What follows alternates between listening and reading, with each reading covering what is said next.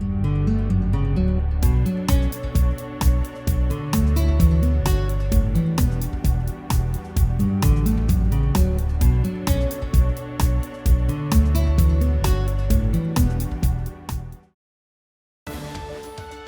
New Britain Board of Education, providing students with a high-quality education. Call the meeting to order. It is 6:09. If we could please all rise.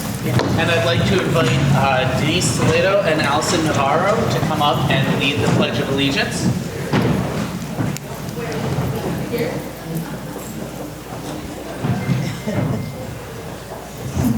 I pledge allegiance to the flag of the United States of America and to the republic for which it stands, one nation, under God, indivisible, with liberty and justice for all.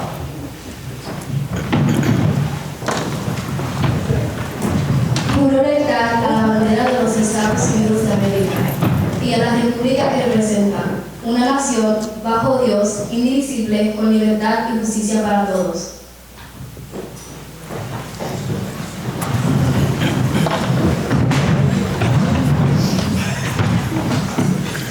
Thank you very much. And if we could just take a moment for, roll call of the members. Mr. Merrill Gay. Mr. Nicholas Mercier. Here. Ms. Violet Jimenez-Sims. Here. Ms. Monica Dawkins. Mr. Anthony Payne. Here. Ms. Diane Leah. Here. Ms. Amy Parker. Here. Ms. Diana Reyes. Here. Ms. Nancy Rodriguez. Here. Ms. Gail Sanders Brown. Here. And both Mr. Gay and Ms. Dawkins were unable to attend. We knew that in advance. If we could take a brief moment for meditation.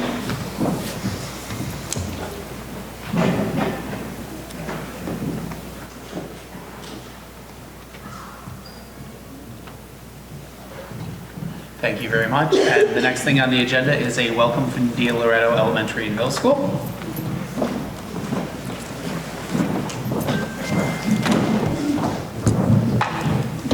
Good evening. My name is Loretto. I'm one of the fourth grade teachers here, and I'm also part of the leadership team. I created a video here to show videos to welcome you to our community, and also to highlight some of the successes here in Loretto.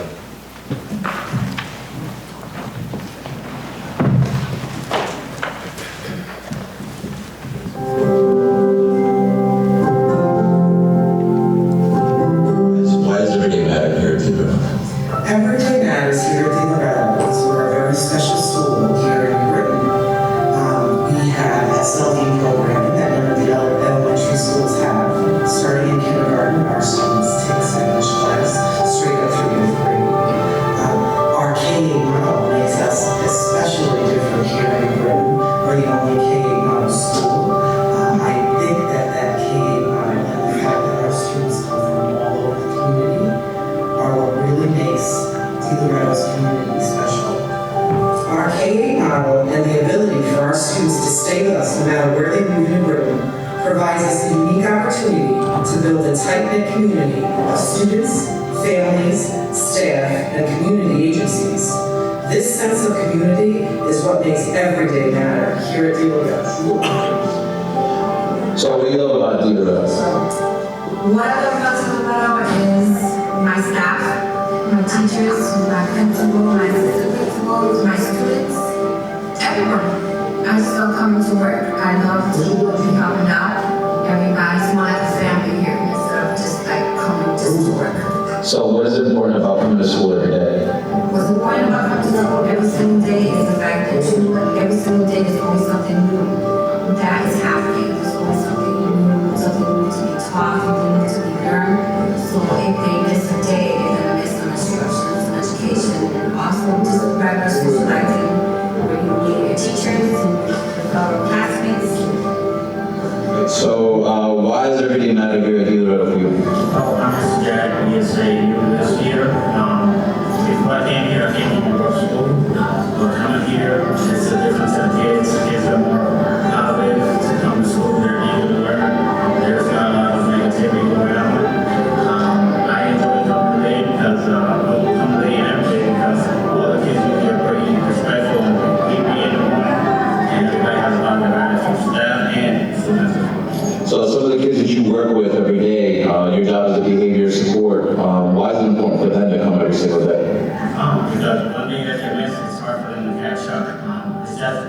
holiday, but every day helps. And like I said, every day matters. That's our motto. I enjoy seeing them every day, and I enjoy being here for them when they need me. Do you find that some of the kids that you work with, they come back and check in with you every day, that positivity? Oh, yeah. I have a bunch of kids. I have a list of kids that are here all the time for help or just to say good morning, Mr. Jack, how you doing, how's the day been, so forth. Last question, do you think Loretto's a special place? Yes, it is. Awesome. All right, so why does every day matter here at Loretto? Every day matters because consistency is the key to the success of our students. And if students don't come every single day here to Loretto, what might happen? They're missing out on a lot. There's a lot of information given every day, so every day matters. What makes Loretto special? Loretto is more like a family rather than a school. So you like coming here to Loretto? I love it. Your kids love it? Love it. Awesome. Thank you. So you're a parent and an educator here at Loretto. What does making coming to school at Loretto matter every single day? Why is it important to come here every single day? So it matters to me because I've been here for 15 years and I love coming to Loretto every day. Just because I see the kids and the growth and how much they learn every single day with the teachers and the staff. And my kids personally, my daughter has been coming here since pre-K and she's graduating this year, so it's a little extra special just because she's been here for all this time and she's so excited to start at Newton High and just to show that she's grown so much during the 8 years that she's been here. And my son, who started about 2 years ago here, he's very happy too, and he enjoys being every day with his friends, every day with his teachers. I believe they learn a lot through them, and we just love to be here. And you work one-on-one with the teachers here. What makes the teachers and the staff special? So the teachers and staff are special, and they do matter, just because I think we do a lot of one-on-one, the way that we communicate and the way that we have a connection with them every single day. It makes it special. It makes it a good combination for us to see the growth on a daily basis, and at the end of the year, have be ready for them so they can go out to like better things. Every day matters here at Loretto. Every day matters here at Loretto. Here at Loretto, every day matters. Here at Loretto, every day matters. Every day matters here at Loretto. Here at Loretto, every day matters. Here at Loretto, every day matters.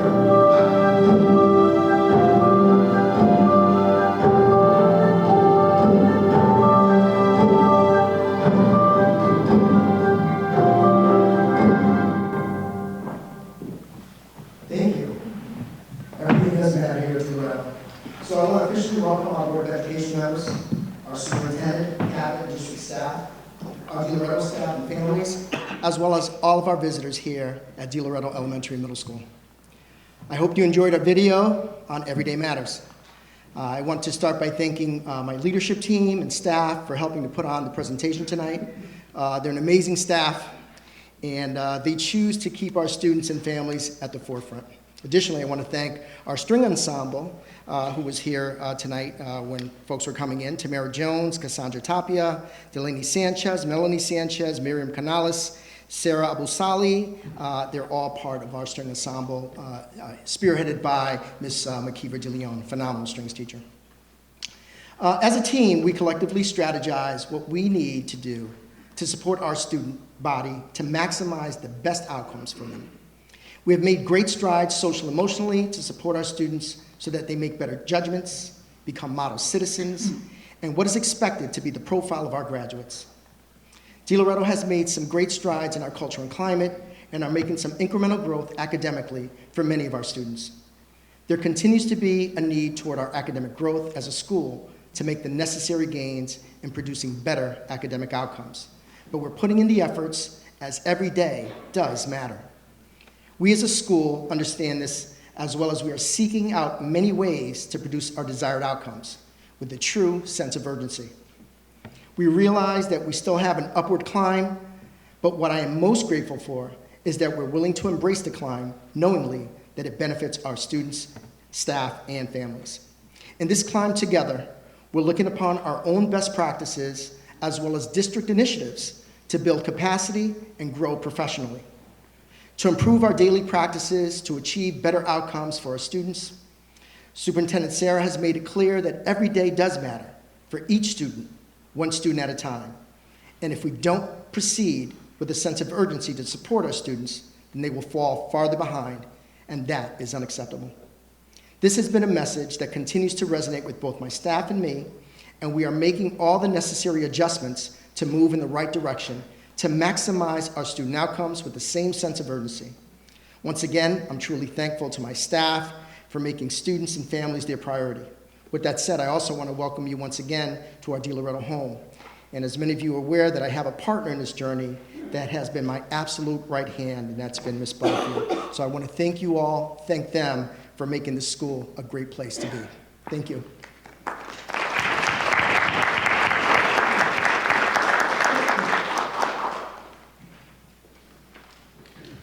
Okay. The next item on our agenda is public participation. No one has signed up. Is there anyone who'd like to address the board? Second time asking. Third time asking. Okay. Seeing none, we're going to move on. First up is Superintendent Sara's Superintendent's report.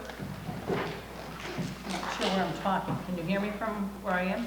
Yeah, Good this enough? is picking up very well. Okay. It was a busy December, even though we had 3 snow days, and we're not going to replicate that for January, February, just so you know. Even though there's snow coming tonight, it means nothing.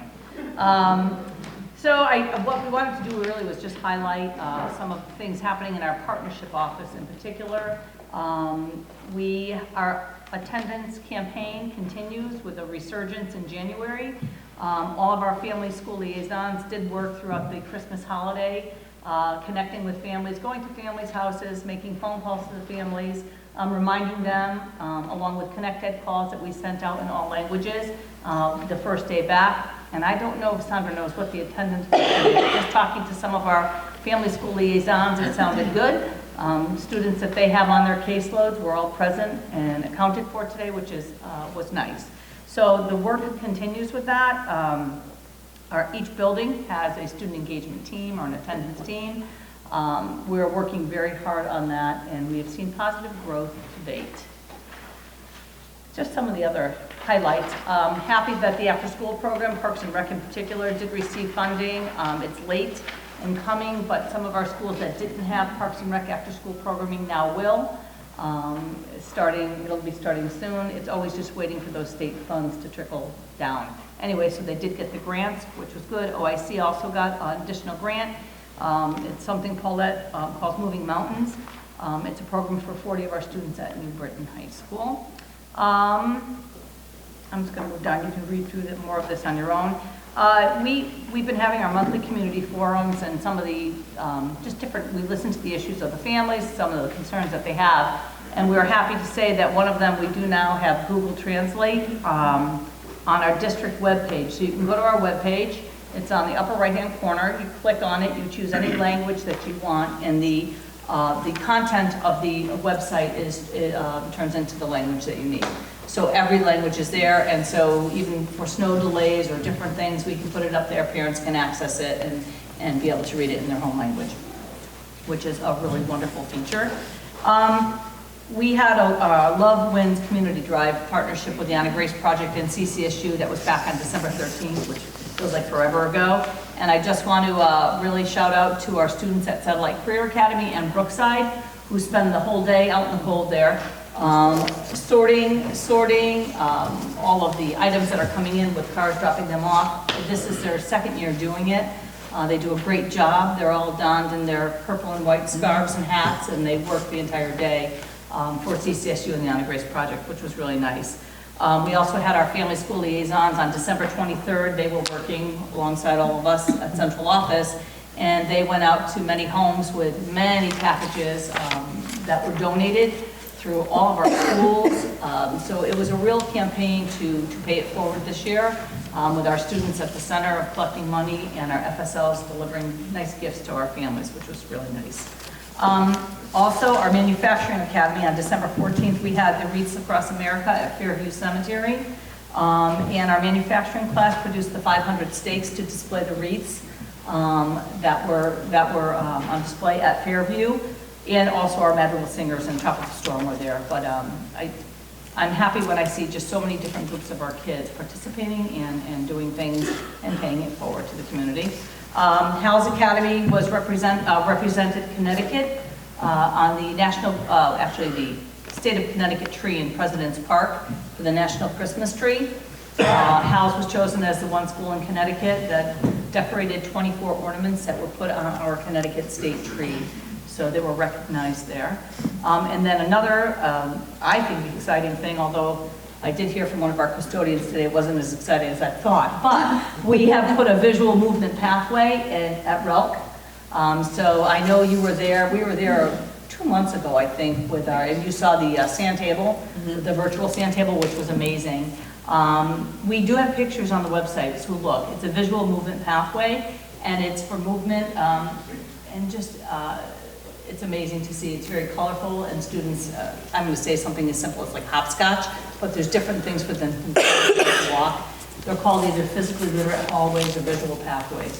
But I found out that it's a real bear to clean at night, so I'm sorry about that. But the students seem to love it. Our preschool students like it an awful lot. So it was a busy December month, mostly in giving, and that's always a good lesson for our students here in New Britain. And that's about it. Okay, thank you very much. Next up is committee reports. Dr. Sims, curriculum.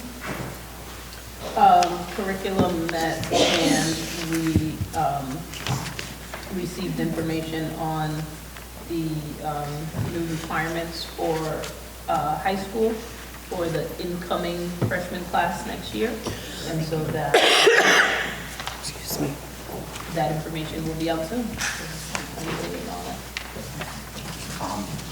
Policy was also, yeah, we overlapped, and policy was also doing that, and we have on the agenda tonight just the requirements of what the new high school proposed high school requirements are, that they're later going to be rolled into a larger graduation policy that we have, but the administration asked that we look at them and approve the requirements in terms of the credit hours this evening so that they can move forward with preparing the program of studies and all of those materials. So that's on our agenda for tonight. And then personnel, Ms. Barker? No, we don't have anything to report. Okay, and finance? Finance, we did not have a chance to meet. Okay. Are there any board members who'd like to make a report? Just really quick. And I know it's been out there, but like New Britain High Baseball will have their social the 24th of this month. It's always a good time, and it's great to support the kids. I don't know if you can buy tickets online, but I'm sure Mr. Drusko, wherever he went, would have them. And I would like to recognize the fact that we have two, I believe. Yep, Mr. Anderson and, oh my gosh, I'm blanking. Santiago, thank you. I apologize. Alderman Santiago and Alderman Anderson have joined us this evening, so thank you for both coming out and taking your time to attend our meeting, because it's not like you don't have enough on your own. So thank you very much. We're going to move on to presentations. Our first presentation is on pursuing excellence for all students with autism, and that'll be Ms. Singleton.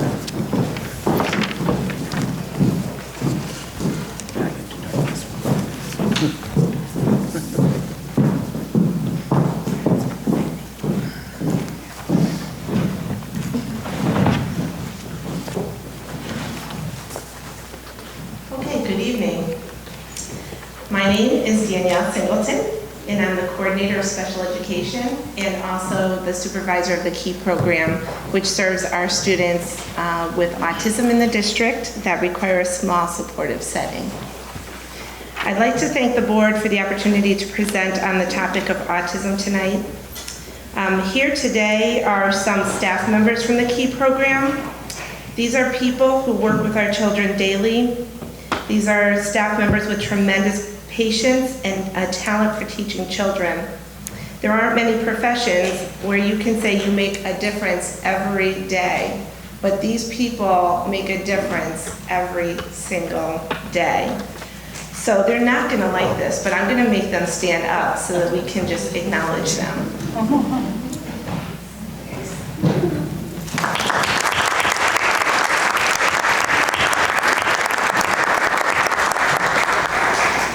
Okay, what we're going to discuss tonight are the characteristics of autism, the prevalence of autism nationwide in our district and in other districts that are comparable to New Britain.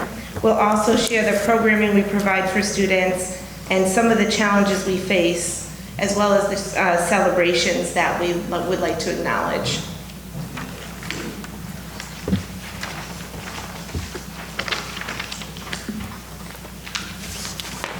So autism is marked by deficits in social skills, communication skills, and atypical behaviors. And on the next slide, I'll go into more depth about each of those. But I also want to talk about the fact that autism is a spectrum disorder. So some students are mildly impacted, while others may be very significantly impacted. The DSM-5 is a big book that has all of the diagnoses that are out there. Anything you can think of that is a diagnosis would be in that DSM-5. And the DSM-5 has really looked at autism in levels of support. So there are level 1 students who are identified with autism at that level 1 requiring support, level 2 requiring substantial support, and level 3 requiring very substantial support. So before I go on to talk about some of the common signs of autism, I want to talk to you about the fact that these are beautiful, beautiful children that are near and dear to the hearts of anybody who works with them. So I want to talk about some of the strengths that come with autism. Often children with autism demonstrate strengths in the area of science, technology, and math. Attention to detail enables children with autism to notice things that others may miss, and it can make them subject experts, which is kind of neat. Very often you'll find a child who really is fascinated by trains or dinosaurs, and they can tell you more about trains and dinosaurs than you could ever imagine. They're also visual problem solvers. They can look and figure things out. Temple Grandin is a speaker who can talk about what it feels like to have autism, because she does. And she has written several books, many about visual thinking, and she created these incredible systems for cows to circulate them through when they're going through the slaughterhouse, to make it very relaxing for them and calm, so that their last moments are very peaceful. And if you ever want to watch a really good movie, I would look up Temple Grandin because it's a great movie to watch. And last, I'd like to say that often students possess a very strong visual memory. And I always say, if you can make it so they can see it, they will understand it. All these words that we use sometimes can become very confusing for them, but if we can make it so they can see it, very often we can find that children will learn and understand things much faster and better. Some of the common signs of autism are loss of previously acquired speech, babbling, or social skills. We see that often around the age of 2 or 3 years old. Well, children who have acquired skills may begin to lose them, and that's often an indicator. Avoidance of eye contact, persistence, preference for solitude, difficulty understanding other people's feelings, delayed language development, persistent repetition of words or phrases, echolalia is what that's referred to, resistance to minor changes in routine or surroundings, restricted interests, repetitive behaviors, flapping, rocking, spinning, and unusual and intense reactions to sounds, smells, tastes, textures, lights, and/or colors. Also, individuals with autism are often diagnosed with additional medical issues such as gastrointestinal disorders, GI disorders, seizures, sleep disorders, and mental health challenges. Anxiety, depression, and attention difficulties can be some of those.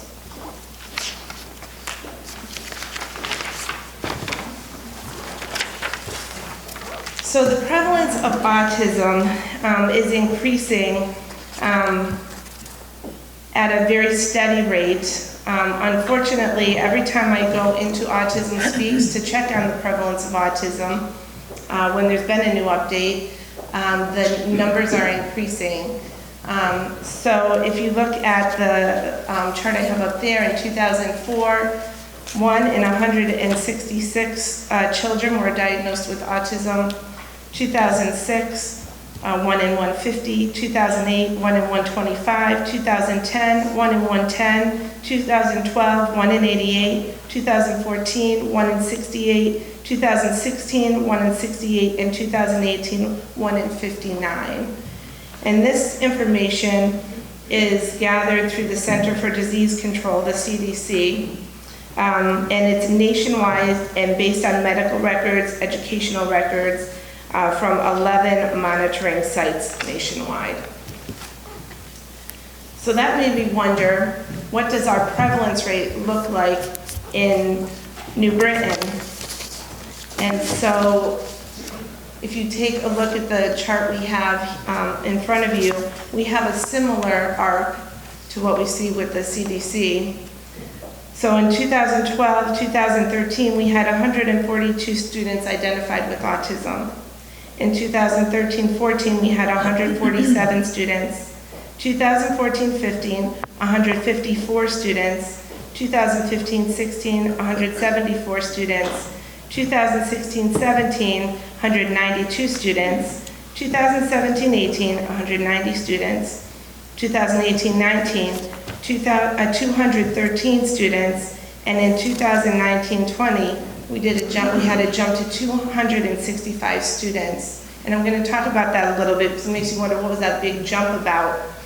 So between the 2018-19 school year and the 19-20 school year, this school year, we had 102 new special education students enter our district.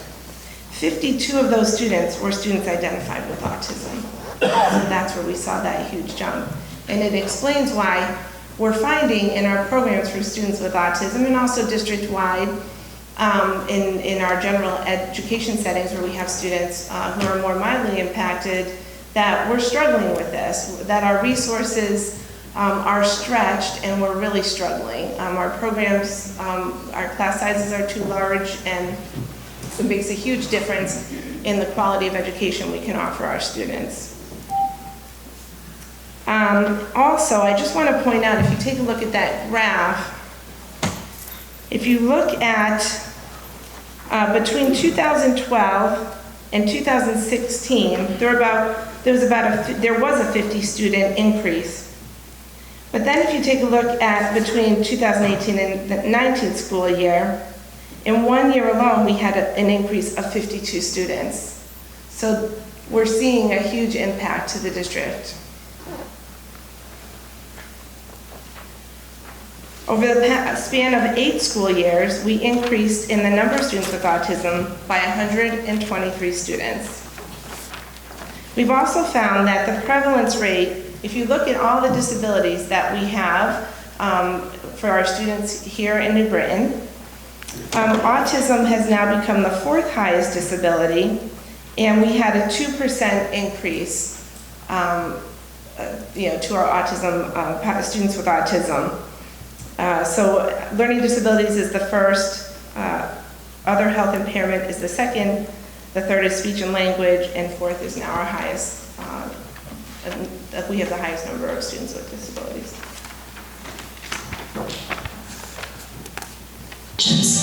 The discrete trial. The discrete trial is made out of several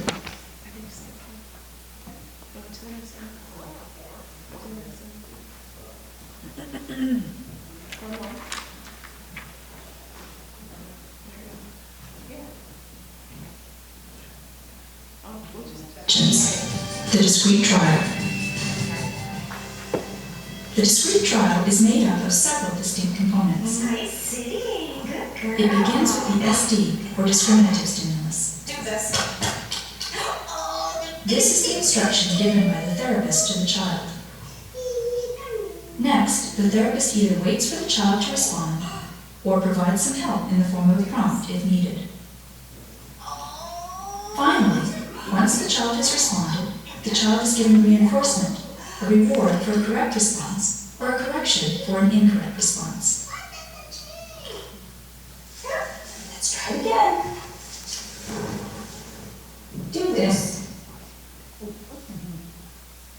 Oh, right, good trying. I like how hard you're working. You have just witnessed one discrete trial. After a brief pause, the therapist then begins another complete discrete trial.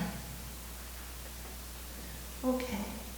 So in the board packet that you have, prior to this, there was a slide that just disappeared. However, that just referenced other towns in the district reference group that is comparable to New Britain, and just kind of shows the number of students with autism, the rate, the percentage rate for their total population, and also the state rate comparison.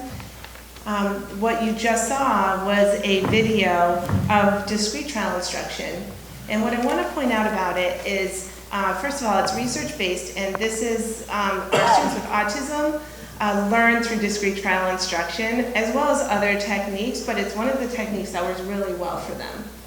What you need in order to do the discrete trial instruction is that one-on-one instructional setting for that child. It can become a challenge when you have a large class and students who need that one-to-one instructional time, because while you're teaching with that in that one-to-one setting, the other students have to be accommodated in larger group sizes, and they struggle with that. The students in our KEY program really require a lot of direct teaching and supervision, and so it makes it challenging. But discrete trial has worked very well for our children. Some of the other teaching techniques that we use with our children are the TEACH method, which really involves a lot around classroom setup, designated work areas, visual schedules. We also use social thinking with the children, incidental teaching, and a high use of visuals, and data collection is a big part of what we do.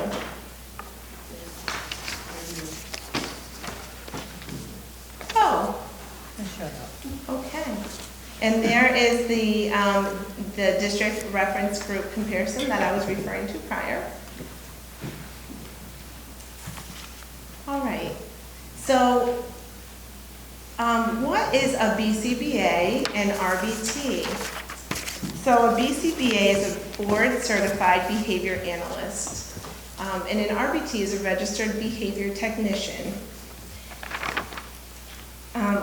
BCBAs have become very popular and very essential to our autism programs because many of the children in the programs require very specific attention to the behavior that we want them to learn, from following routines to functional behaviors of taking care of themselves, to expressing themselves when they're upset about something. So our BCBA, we have one BCBA for the KEY program. She gave me a little write-up on exactly what she does, and so I'm going to read that to you. A BCBA's role in a school district is to provide comprehensive behavioral assessment and consultation services for students who have maladaptive behavioral challenges. They are in charge of completing functional behavior assessments that help identify the function of target behaviors.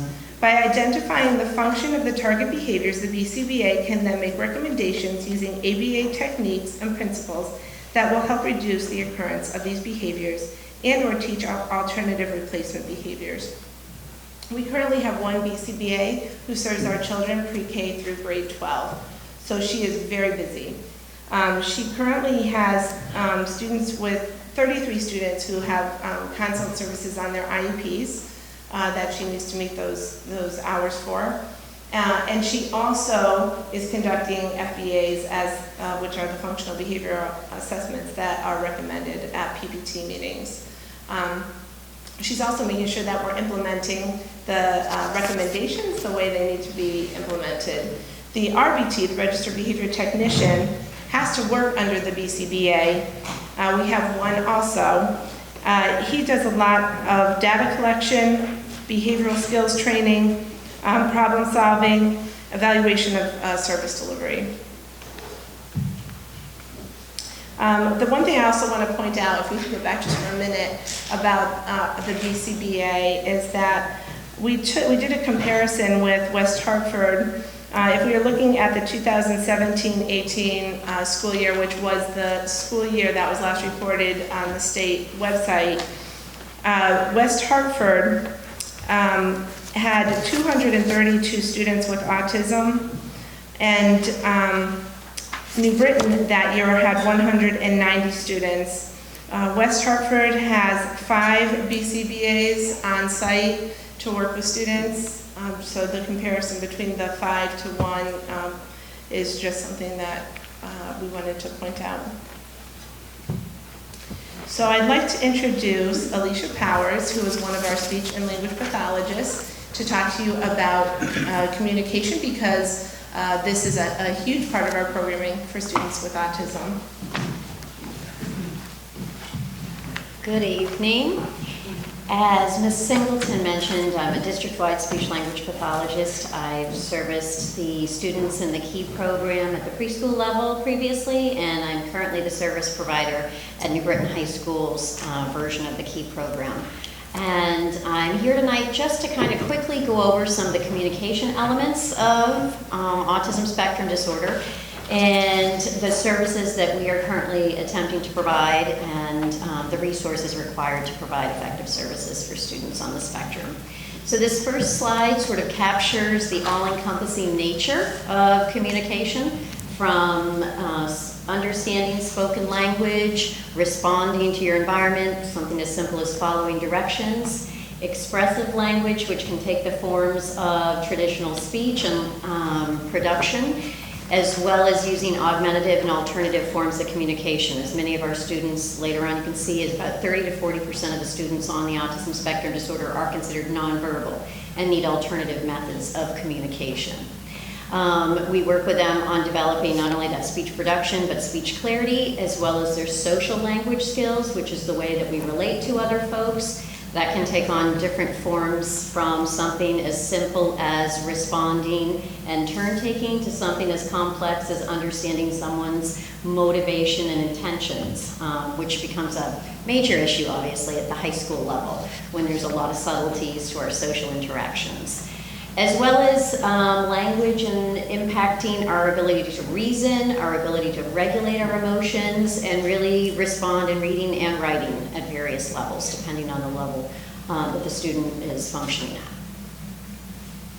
So really, many of the students that are coming into the program, and depending on their level of need up through the high school, we're really working on providing those students a form of functional communication. And as we mentioned, it may be through a verbal means, it may be through something as our SLPs and some of our teachers who are trained in picture exchange communication, using low-tech devices such as language boards and high-tech devices that are dedicated speech-producing, generating devices. And really what we're getting at is so that those children can be able to functionally communicate their wants and needs. We know that's associated with better outcomes in the long term for independence, for community participation, and that becomes a real challenge because it requires intensive, extensive interventions and supports, and the ability to generalize that across communication partners and settings. And it is very closely linked, as Ms. Singleton mentioned, with our BCBAs and addressing the children's ability to communicate their needs, which reduces the behavior impact of the disorder. Here's an example of communication. My name is Ryan. Well, Ryan is nonverbal, but he has lots to say. I am 5 years old. My brother named Sara. Using an electronic program called Language Acquisition through Motor Planning, he is able to express himself by selecting pictures, and then the iPad generates his speech. Trick. Apple juice. Yes, that's apple juice. Good job. For Orion's mother, hearing her son's own words for the first time was an emotional experience. He asked for a banana. Oh, I cried. I cried a lot. So much so that she now has a tattoo of a banana on her arms. You know, everyone waits for their child to talk for the first time. That's one of those big milestones. And this was just an amazing thing that we could do with the tablet. Before the kids reach the stage that Orion is at with this tablet, they first learn how to communicate with simple images. They're using a system called PECS, or Picture Exchange Communication System. She told me, I want to be in this background. A lot of times children with autism have a great number of behavioral difficulties. They have tantrums, that they have difficulty with others understanding what they want. Once the world of communication is opened up, it allows them to focus on what they want and be understood, and decreases all of those other things. The children learn to use pictures to indicate what they want, and now that's been extended to learning how to do that digitally. But where that might be viewed as a bit different 15, 20 years ago, now we're very excited to see kids being very socially accepted using devices that everybody uses. And once they get the hang of it, it's amazing how much these non-verbal kids can actually have to say. Wait, did you just tell you? That he likes vanilla butterscotch and strawberry ice cream. So they're able to communicate everything they want to say. Yes. Well, there are currently more than 200 children using this technology here at Grandview. The hope for the future is that they'll have their own communication technology lab so that they can offer this to even more kids. In Oshawa, Audra Brown, City News. So I will assure the board, I'm not here to ask for a communication technology lab quite yet. You can put it in the back of your mind. In the meantime, though, this really does underscore, and we can kind of go on to the next slide, that effective communication intervention is highly individualized. It isn't a one-size-fits-all, so it does make it an extreme challenge, especially when we're getting these kiddos in from birth to 3 as those numbers are increasing, to make sure that we're individualizing it, meeting them on their level, keeping staff trained appropriately, because we have to really target those skills embedded across their day. And that involves training staff, training families as part of the process, which is so critical, and requires that we have that right staff and student ratio to be able to support them in their communication endeavors. Thank you. Hello, I'm Donna Clark. I supervise related services, speech and language and occupational therapy in particular, and I'm here to speak about best practice for occupational therapists and meeting the needs of students with autism spectrum disorder. First and foremost, the approach that we take is a strength-based approach, incorporating the unique strengths and interests of students to support their participation across the school day. The services that we deliver are programmatic and taught via co-lessons in handwriting and emotional regulation. They're delivered via support in the sensory room that we have over at Gaffney Elementary, during mealtime in the classroom, and during center time and within daily routines. In terms of our approach, we're very collaborative in terms of how we work with the rest of the team.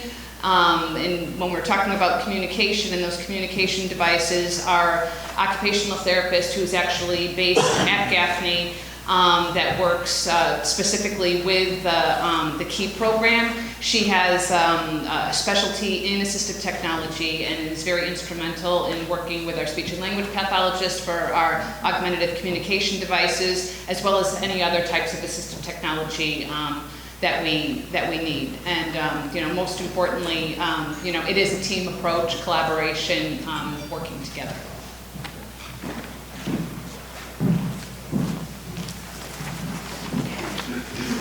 So recently, we were asked to be a model district for other districts because of our continuum of services at the pre-K level, which was a huge accomplishment for us. We put a lot of work into this, as well as a complement to the programming that we as a district are able to provide.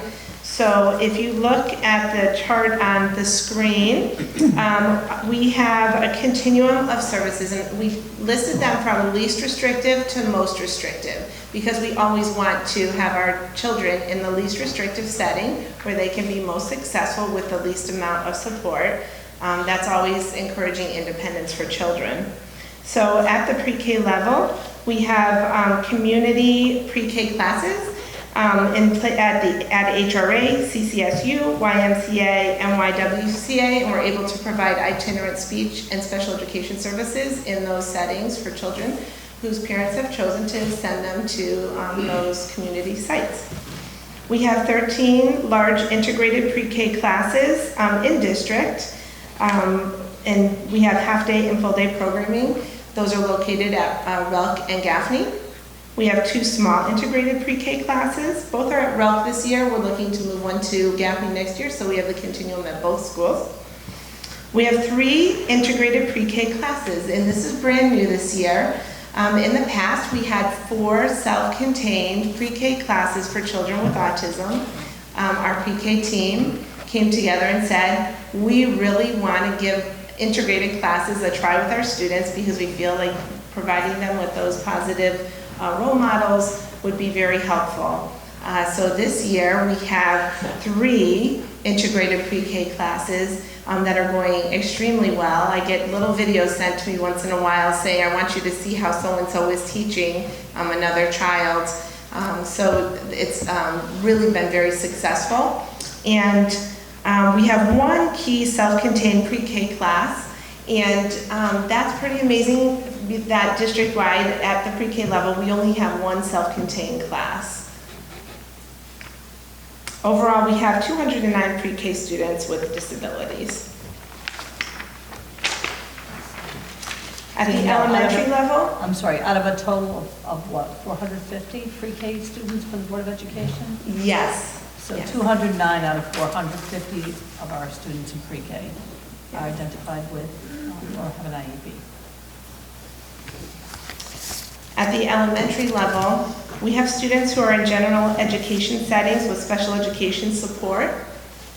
We have a flex key class. Our focus really there is on integration opportunities, getting the students out into general ed classes more and more so that we're building on their time with non-disabled peers.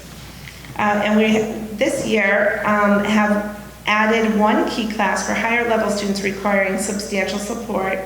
That's will be opening shortly at Smith School for grades K through 2, and the same with grades 3 through 5, and that will be located at Lincoln Elementary School.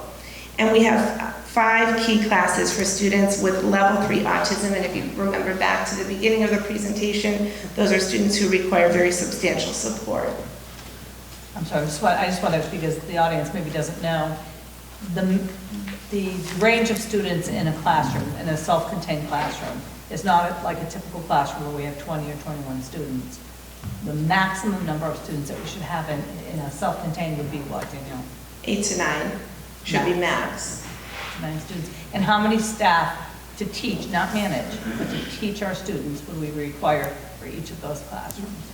So right now, the way we are staffed is we have 1 teacher and 5 paraeducators.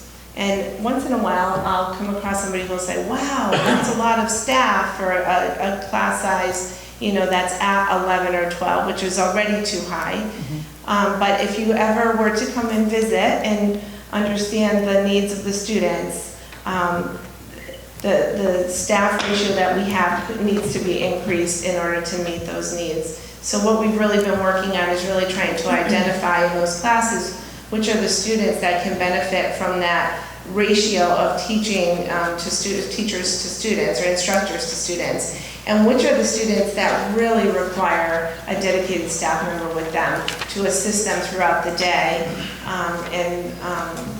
So that's some of the things that we've been talking to Nancy Sara about is the need for additional staff in the key programs.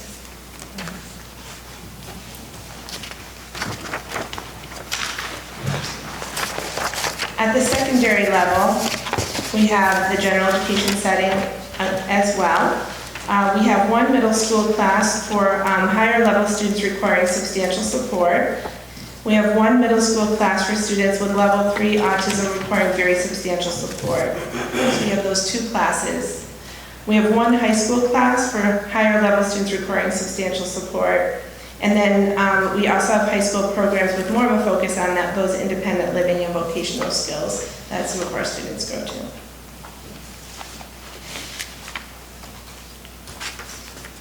So some of the current challenges to meeting the needs of students with autism are, we've had this gap in our program continuum. So for many years, I would say what we've seen is we have programming for students who are very significant and require a lot of support. And we also have the ability to have students in the general ed setting with resource support. But there are those students who are in the middle who aren't quite, when they're in a key class, they don't have the role models that they really should have because their skills are a little higher, and yet they're really struggling in the general education setting. And so we're really taking a look at some of those students. And these are students who are, many of these students are out at schools right now in general education, and we're putting as much support in place for them as possible. But a lot of them really just require some dedicated time in a very structured program where they can learn the skills that they need to be very successful, and then integrate them out gradually. So that really is a goal of ours. The class sizes in the KEY program have increased, and so our class sizes are too large right now. The level of student need has increased. So we've had students enter the district, and they're very significant and require a lot of support in order to make progress. Many of the resources have remained the same. We've had some, I would say most of the changes that we've had have just been last year and this year, where we're trying to add some additional classes. But as you can see by some of the graphs that we were looking at before, this has been increasing over time, and I think we just got to the point where we really had to do something very different. We're looking at ways to kind of work around scheduling for our specials classes. Very often our specials classes are at the beginning of the day, which is really the prime time to be teaching the children when they come in. So it makes the day, the teaching later in the day very difficult. And we have some staff burnout. The staff are phenomenal, but staff burnout equals high absenteeism and staff turnover, and we want to retain our trained and skilled staff. I'd like to celebrate some of the great things that are going on. I mean, the first, and I know I keep going back to this, but our program wouldn't be the program that it is without the dedicated and talented staff that we have working in our programs. We have supportive administration. From the superintendent to our director of special education to the building administrators that have programs in their schools and just love the children and welcome them and make the schools very inclusive. We also value our families, and we assist families through home collaboration, training, and support. If you were looking at some of the communication devices that we're using with children, parents need to learn that as well. So we bring the parents in and we teach them how to use them, and then we send them home so that they can be used as the child's voice in multiple environments. We have a yearly autism dinner. As soon as we have the date for that, we'll be getting that out to you so that you are welcome to come and join us for that. And we strive for the least restrictive environment and inclusion at all times. So these are some of the celebrations that we have within our programs. So in conclusion, I just want to say that the prevalence of autism is on the rise nationwide. This has had a direct impact on our district and specifically on the KEY program serving our students with autism. As a district, we need to pay close attention to the data we have available to us as well as the needs of our students. We need to get ahead of the trends so that we're not catching up with the growing needs of our student populations. This, in my opinion, is how we pursue excellence for the students and families we serve in our district. Any questions from board members? Yes, Diane? Just a couple so I have some clarification. Out of the 265 currently on the graph that have autism, how many of those 265 are pre-K students? Our pre-K? I just want to make sure I understand. 209. Of the 450? No, 265. Oh, 209 have 100.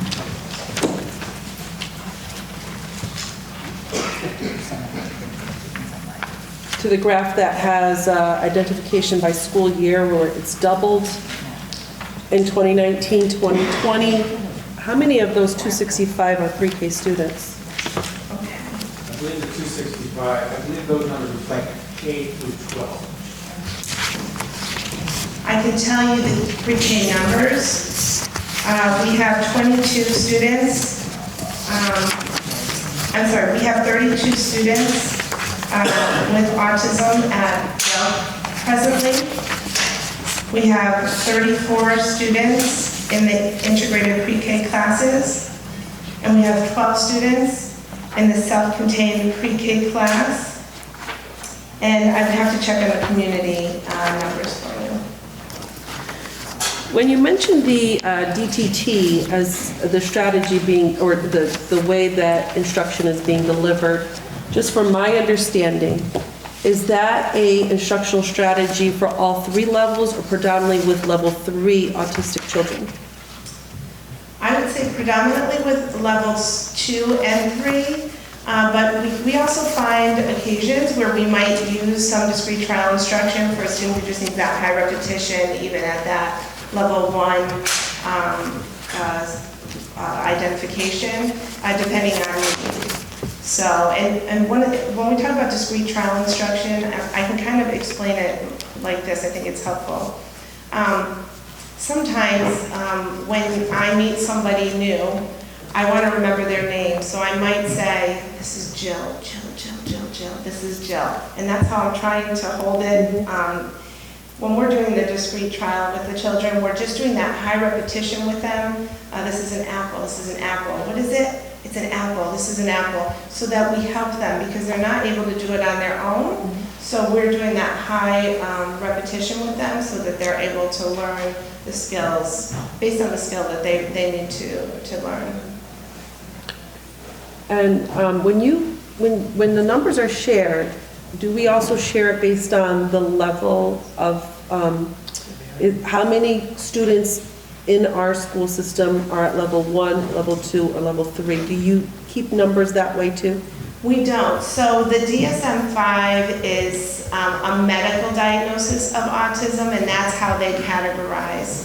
Educationally, we don't always assign a level to the students. However, it's helpful if we have the medical diagnosis and it shows the level to be aware of where that student is. And based on their needs, and when you're really looking at the definition at each level, we're pretty much able to figure out, educationally what level the students would fall into. That you just asked my questions. Yeah, go ahead. Go ahead. I have one more. Sorry. It's okay. In the future, just one at a time. I'm new, I know. Concerning speech, I just have a question concerning that.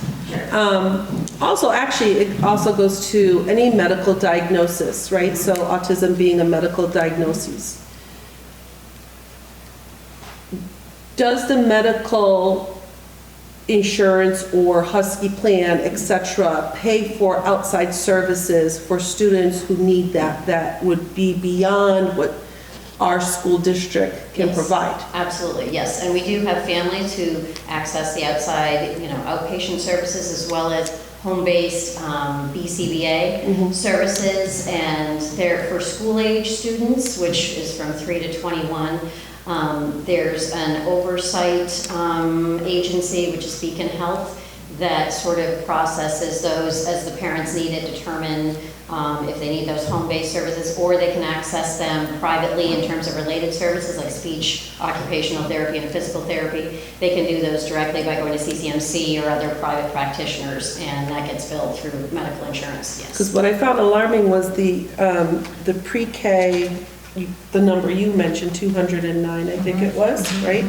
Coming in, which would concern me that there's a birth to 3 involvement. Correct? Because there's a diagnosis. Yes, exactly. And so they are receiving already outside services if they're seeking out those services. And what we're doing in our pre-K programs is then adding in services from the district to help these students. But they should be getting majority of outside medical help.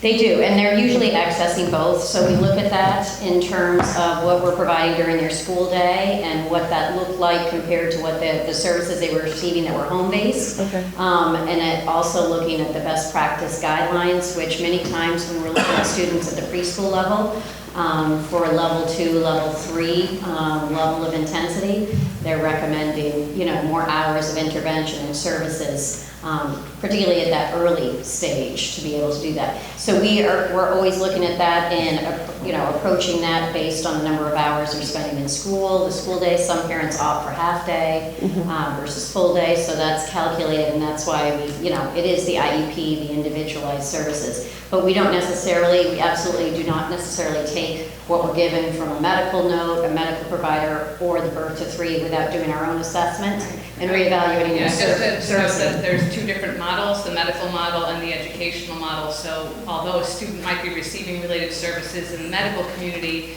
that can't be supplanting.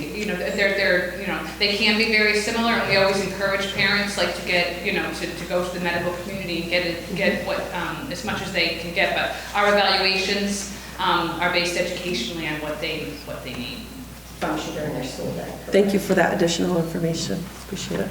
Any other board members with questions? Ms. Parker, and then I'll It seems to me like you have a lot of programming for the elementary school students, but what happens with the middle and the high school? What does the program for that group of people look like?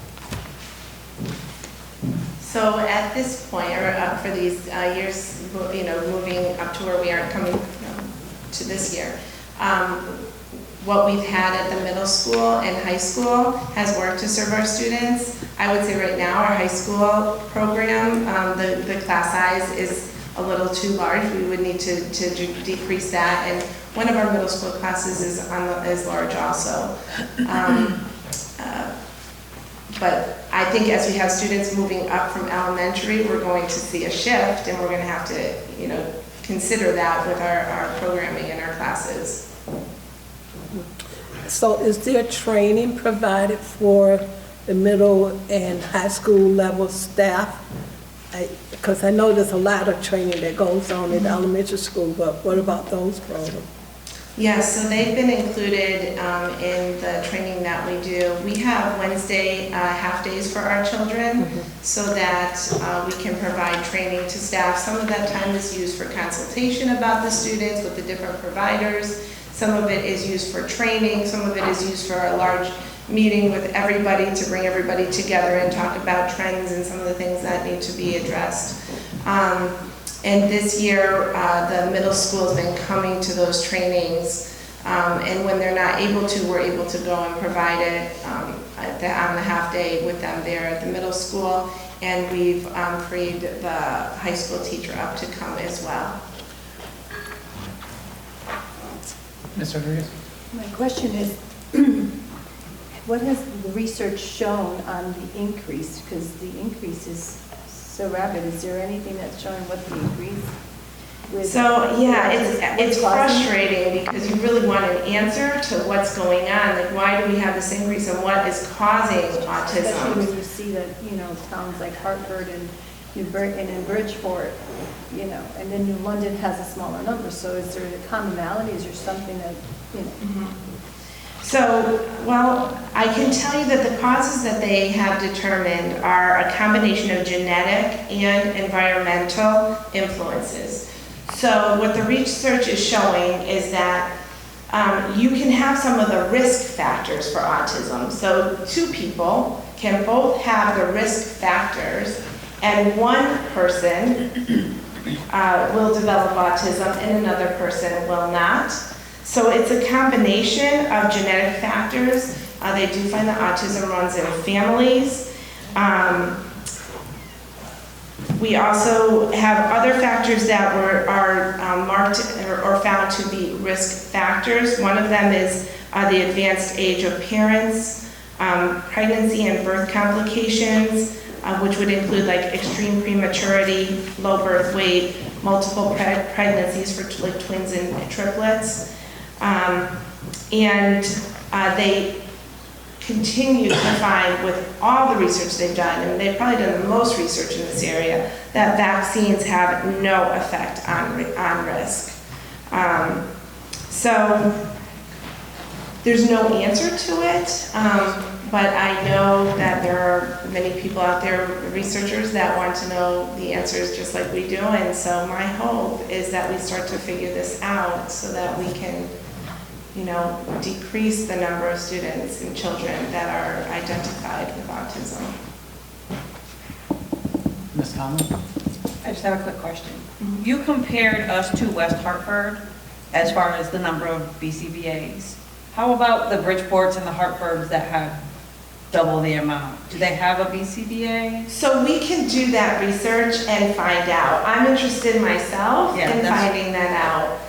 We have people that we know in West Hartford, and we're able to gather that information, but we definitely can dig a little deeper and try to get that information for you. I was wondering if you could just very briefly touch on, you mentioned in passing, I know from my work in education, the 18 to 21 component of special education, because I think that's something that many people in the public aren't aware of. And that's, you know. I'm going to bring up the expert in that.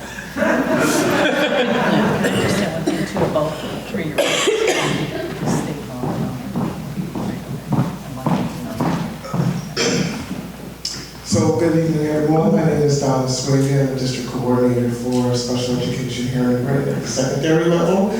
And with regard to the 18 to 21 with transition programming, just a couple of things that I want to touch on. It's not just for students on this spectrum, right? We have students in our program. We happen to have a program that's located on Central's campus, which is excellent because that is definitely has been the move, you know, in special education.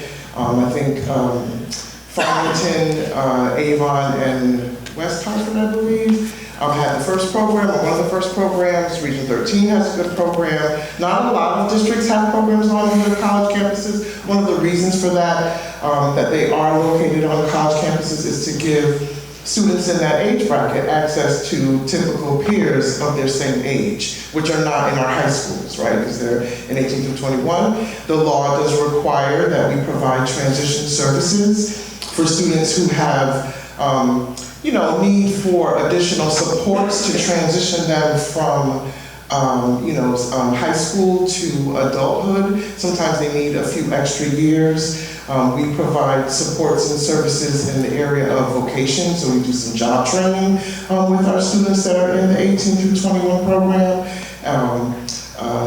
We also provide them with some social skills training as well. We provide them with training in transportation. So there is through ADA, they provide transportation training for our students. We have a lot of partnerships with local businesses here in New Britain, with the Goodwill. We have a partnership with the hospital. We have a partnership also with Avery's. We have multiple partnerships. Back Nine is a relatively new partnership. We have also a partnership where we're doing with Whitson's. We're going to be doing a coffee cart or breakfast cart, I believe, in City Hall. So that program really is growing, but again, that program is required under the law, but it is not just for students on the spectrum. However, we do receive students from the KEY program at the high school. We have transition practices in place. You know, when students at the high school,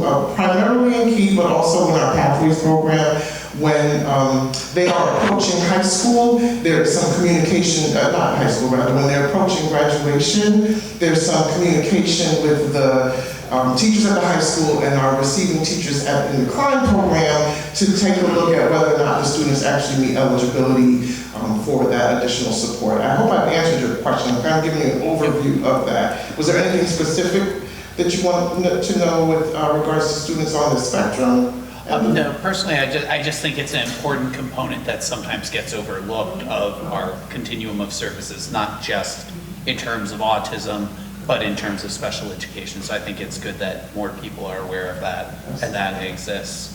I think Ms. Sara wanted to add something as well. I did.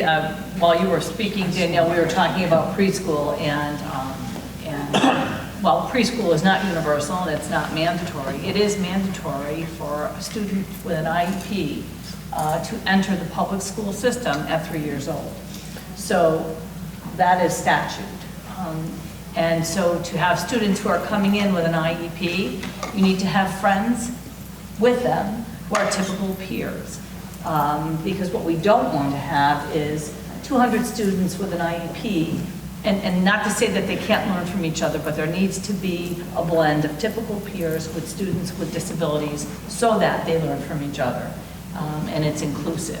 So while you're right, we don't have to, universal pre-K isn't something, we must provide education for our students with disabilities, and so we welcome all of our little friends at 3 and 4 years old to come on in, which doubles our numbers, and we're tight for space, we know that, but it benefits all of our students beginning at 3. Scott? So just, my question wasn't around like, do we have to give pre-K? But it was, I know we have to give pre-K, but like funding wise, where does it go? So I'm glad you answered that question for me, so I could scratch it off. But just for reference, you said we had 102 new special ed and 52 with autism. Was that overall district-wide, or was that it coming into pre-K? No, that's district-wide. District-wide, okay. Perfect, thank you.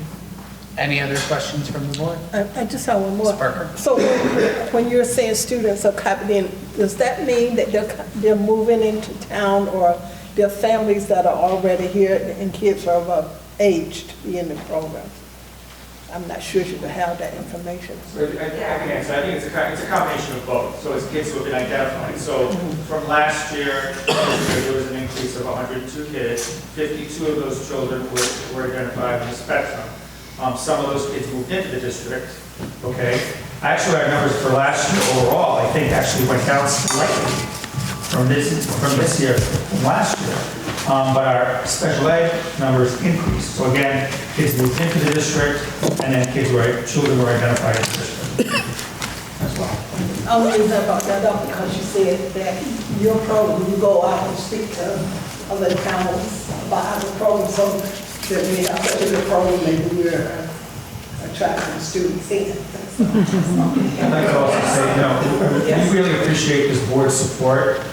We've come to you a lot this year for additional support. And I just want to point out, we've been very successful with keeping kids in district. If you look at some of our sister cities, Hartford, for instance, many of their children are outplaced. Right now, we have only 14 children outplaced from New Britain and therapeutic programs because of on the autism spectrum. And I want to point out, it's costing the city of New Britain, this community, $1.5 million for those 14 children. So it behooves us to plan over the next 5 years how we're going to support this increase that we can anticipate is coming. We're seeing the trends. We want to plan for that so we can keep our kids here with their non-disabled peers in the community where we live. Any other board members? Dr. Sims? I just want to add one comment, especially regarding the 18 to 21 program and that partnership with CCSU.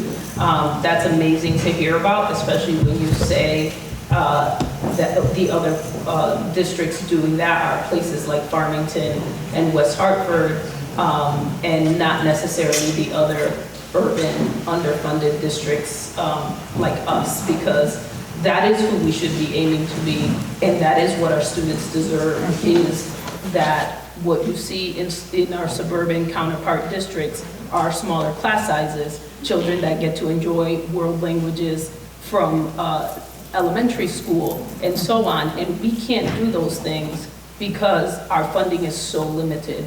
And so to be able to provide that at least to those students is absolutely amazing. And that is what we should aim to be and what we deserve and what our children deserve in this community. So I thank you for that, and I just want to also share that, Mr. Spalding and I have been talking a lot about also looking for students because it can generate tuition. Because there are so few programs that are located on the college campus, there are a lot of transition programs out there that provide a lot of work opportunities, but not necessarily on that college campus. And so, potentially it could be income generating as well, where when you have students coming from surrounding districts that need that programming and look to us for that. So we're working on how we can sort of increase that and bring in some students to help, because it's very expensive, obviously, to educate students with disabilities. So, in any way that we can help to sort of bring in income into the district, we try to do that. Thank you. Ms. Leah? I'm good. Okay. And I think just one thing I wanted to add at the end is we may not know necessarily all of the causes. We know some of the risk factors, but the reality is, even if it's just that we're getting better at diagnosing these cases, and that's probably a factor there too. These are the students who we have, and we have to educate them. We have to, and we look at our mission of, pursuing excellence one student at a time. And in my mind, a big piece of that is looking at what our individual populations need and doing our best to secure them what they need. And, it's not just the ones who we think have the best shot at succeeding. We need to make sure we are helping all of our students have the best possible outcome from our school district. And, even more so are ones that need that extra bit of support. Anything else from the board on this? Given that, we're going to move on to our next presentation about the budget.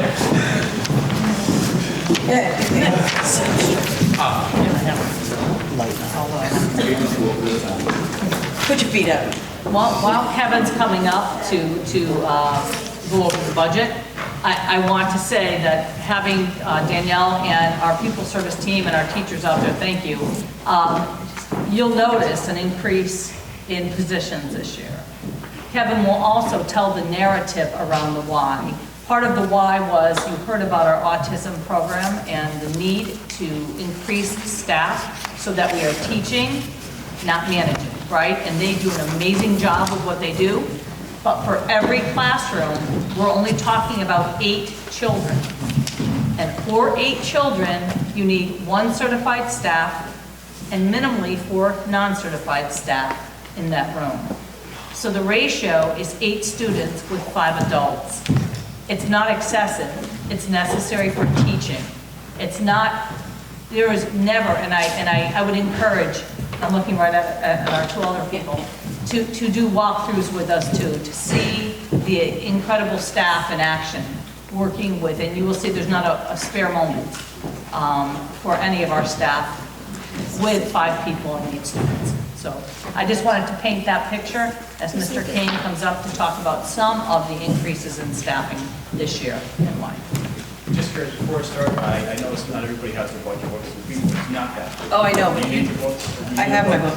Okay, we need to look at it. I sleep with my book. It's Gail's constant companion. This is my Bible.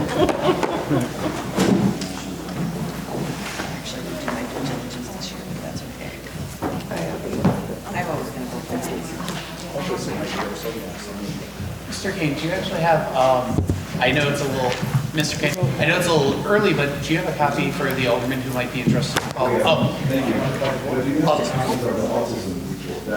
Oh, we definitely can get you a copy of that, definitely, yeah. Oh, I think Mr. Spalding.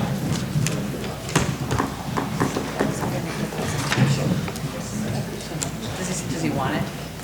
He wants a copy of it. I think Mr. Spalding got it. No, I was gonna say I have chicken scratch all over. Those would be nice points. Go ahead,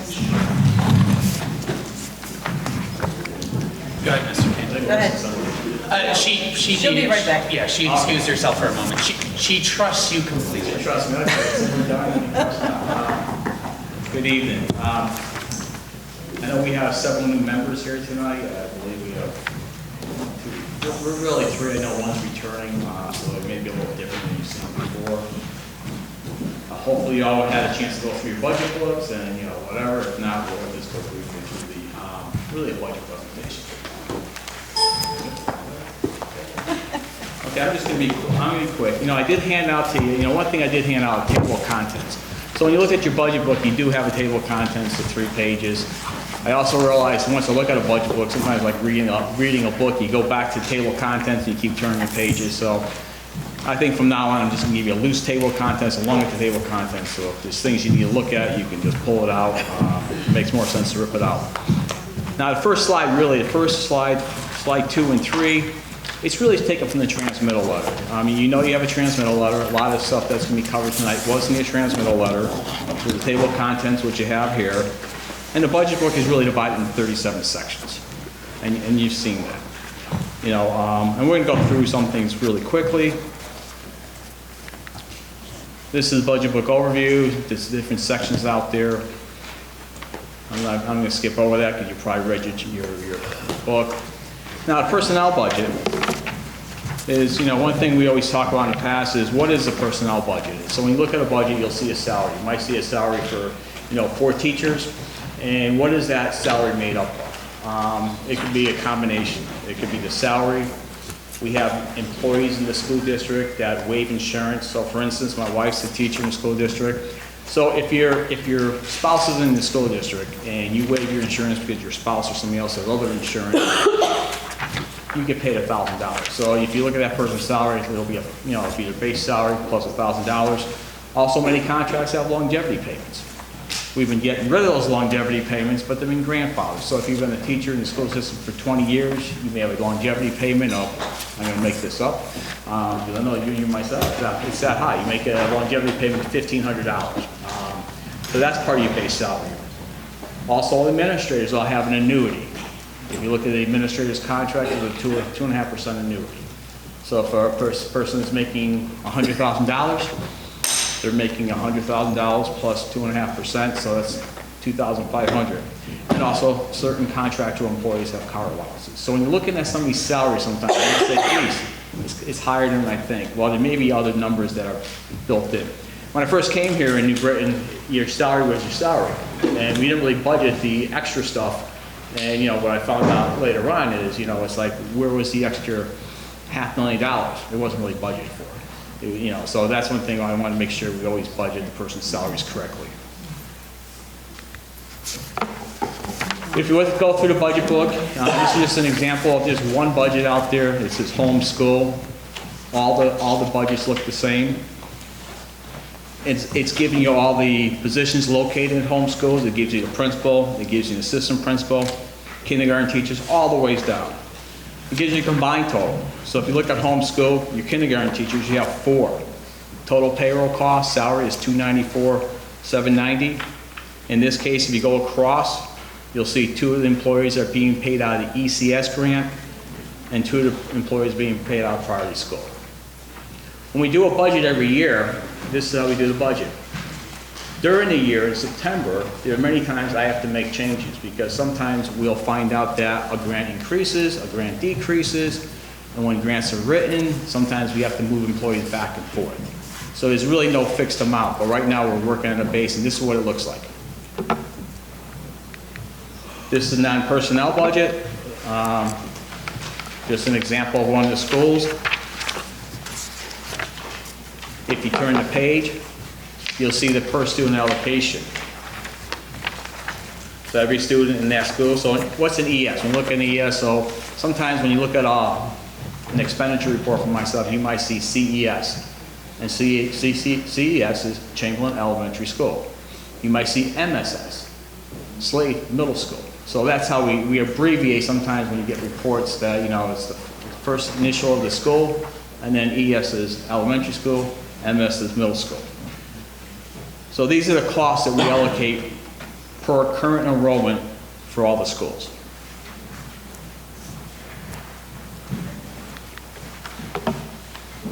This is page 8, it's a budget book overview. You have in your table of contents. We're going to skip this for now. Here's the budget timeline. Now, one thing when you look at New Britain versus many other communities out there, we are different. And I don't mean as a negative. Many communities, when you have a budget, a school budget or a city budget or a town budget, the process is usually it goes to a vote of some sort. It might be a town meeting, then there'll be a special vote. Some of the larger communities have a common council. Sometimes they still go to a vote, and other times it's adopted by the council. So our timeline's a lot different. You know, when I came in Britain, I was used to all the other communities I worked in as a finance director or as a business manager, that there was always a town meeting where you present the budget, like we're doing tonight, but in May. We present it to the boards earlier, and then within a week or two later, there was a vote by the town. And usually when the citizens of the city or the town vote on a budget, there may be 3 questions. And they usually split them up. They have an education question, they have a municipality question, and then they have a question for all their budgets. Here our thing here is a little different. So, December 19th, you received your budget. City charter requires that we need to present a budget to the mayor's office, and it goes on to the council and the city board of finance. I believe it's the second Friday of the month, and if the second Friday of the month falls after the 10th, then it might be the third Friday of the month. This year, second Friday of the month stands on the 10th. So we need to submit a budget to them on the 10th. Now, when you look at the timeline here, one thing with us, we have a second bite at the apple, but we really have no idea what our budget is going to be by the city. So right now we have a request out there, and the city works on their budget, and sometime in, I think last year was earlier, it was late May, they adopted budget. In my first 5 or 6 years, there's always been sometime in June, and then sometime mid to late June, another budget gets sent to the Board of Education, and the board adopts a budget. Now, for the 2020-21 budget, what we're going to discuss right now is really the positive funding changes from grants. We're going to discuss per pupil expenditures. We're going to talk about the operating budget and estimated grant funding, and then net staffing changes. We're also going to have a little on budget analysis as to where the changes were. Positive funding changes. There's a net increase in this year's budget on the grant side of $1.2 million. The breakout is right there, Title I. We got a nice surprise this year, but we could get a nice surprise next year. The other way, opposite surprise. We've had an increase in Title I this year, which was a surprise from like $5.5 million to just under $6.2 million. I've been here where we actually went up to $5.9 million several years ago, and we went back to $5.5 million, so you really don't know what's going to happen. But this budget really just assumes that we're going to have the same entitlement grant. When we look at our grant budget, we have entitlement grants that we get annually, and they usually have to be spent within 2 years. When I say they have to be spent within 2 years, they usually have to 85% has to be spent in year 1, and the other 15% is year 2. We also have other grants that are, maybe up to 3 years. Like a commission network grant. If we were lucky to get those are it's usually a 3-year grant that starts with a high number, and every year it gets reduced by, let's say, 25% or 20%. And maybe you're lucky to get a 4th year, which is much lower. We also have different SIG grants that we receive. Those are great, but there are also 1 to 2 year grants. You might get a 2nd year money. So basically what you're seeing here is these are entitlement grants. We know Title I, we're getting an increase. We did see an increase this year in IDA of $110,000. We have third-party billing, which we bill, we have expenditures out there. We're increasing that budget. We do have a fund balance out there that we feel that's going to be able to cover. Food service, when we see in food service, and that's nothing to be, for the board to be concerned about. Our food service fund is doing well. I think you all know that in the CEP program, we're generating revenues, we're generating fund balance, we're looking to make some improvements. Minimum wage went up from $10.10 to $11 to $12. So what you're seeing here is we've actually provided more lunch aids to the schools the current year and we're bringing it forward to next year, but that's also because of the hourly rate increase. Other funds, this is just more like when you look at all the grant funds we have out there, I can give you this one up 20,000, this one down $15,000. Other funds, we have a $64,000 decrease. Not a big deal. Now, one thing that we discussed, I think we discussed briefly on Saturday, is we're fortunate that it looks like they rewrote the ECS funding. And as a poor city, because we are a poor city, usually the funds on ECS flow directly to the city.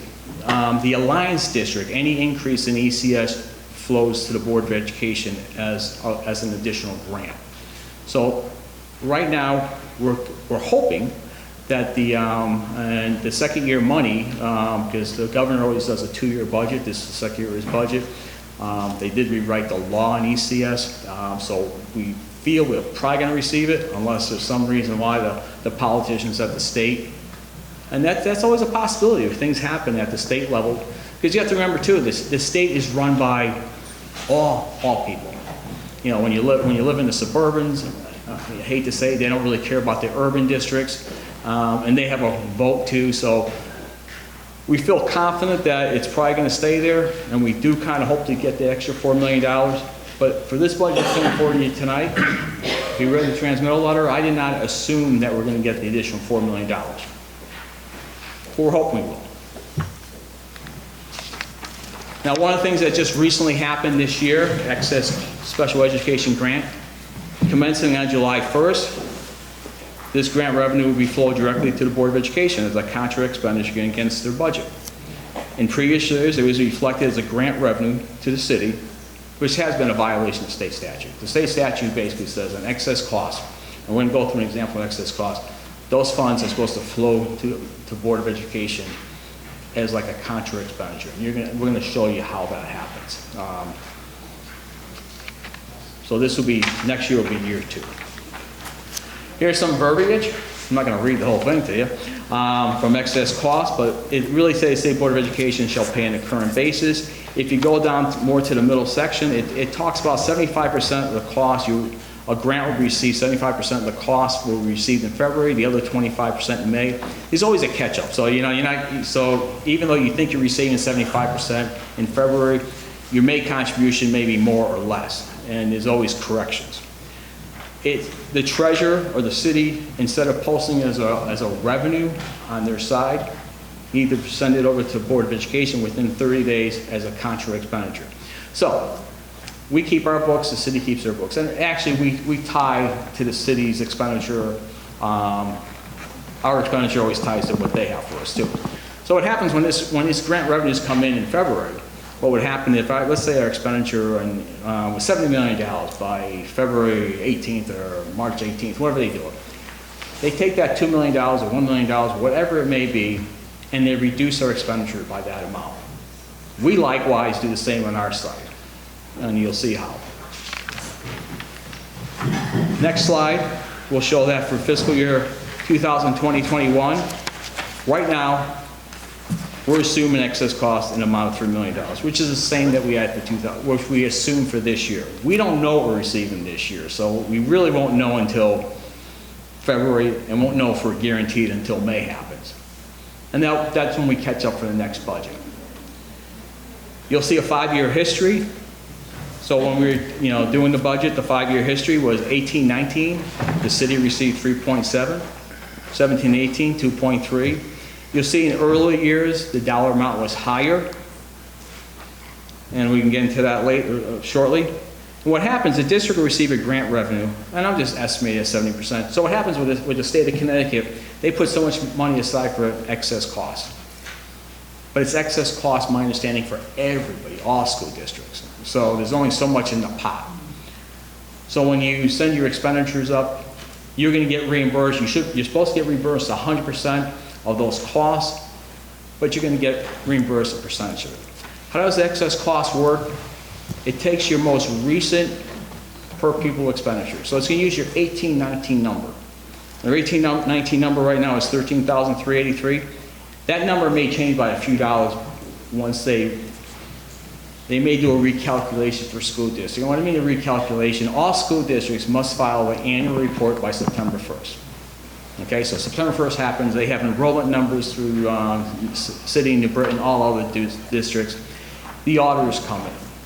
When the auditors come in, sometimes expenditures may get reclassified. Also, student numbers may slightly change.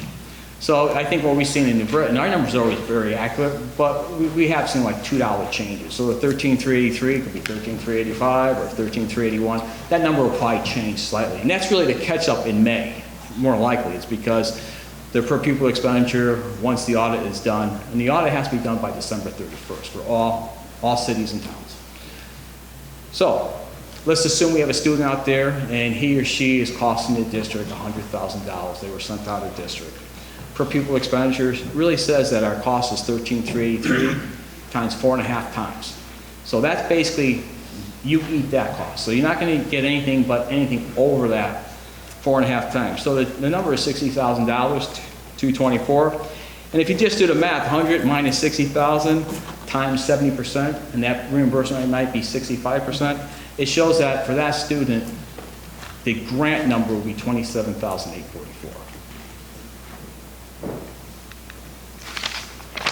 Now, when you look at this year's budget or the requested budget for next year, this is what the budget actually kind of looks like.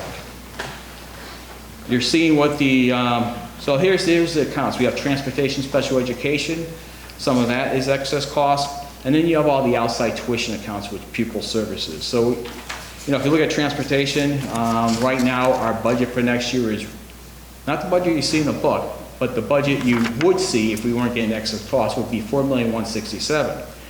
We're assuming that we're going to get some reimbursement back, so that number is going to get reduced by some type of number. Here is $360,000. So the budget book really reflects an expenditure of $3.8 million. And that's reflected. So you see the net budget down below, that's what's reflected in the budget book. So if you actually look at the budget book, especially for the outside tuition accounts, you're going to say, oh yeah, that makes a lot of sense. Next, we're going to go to the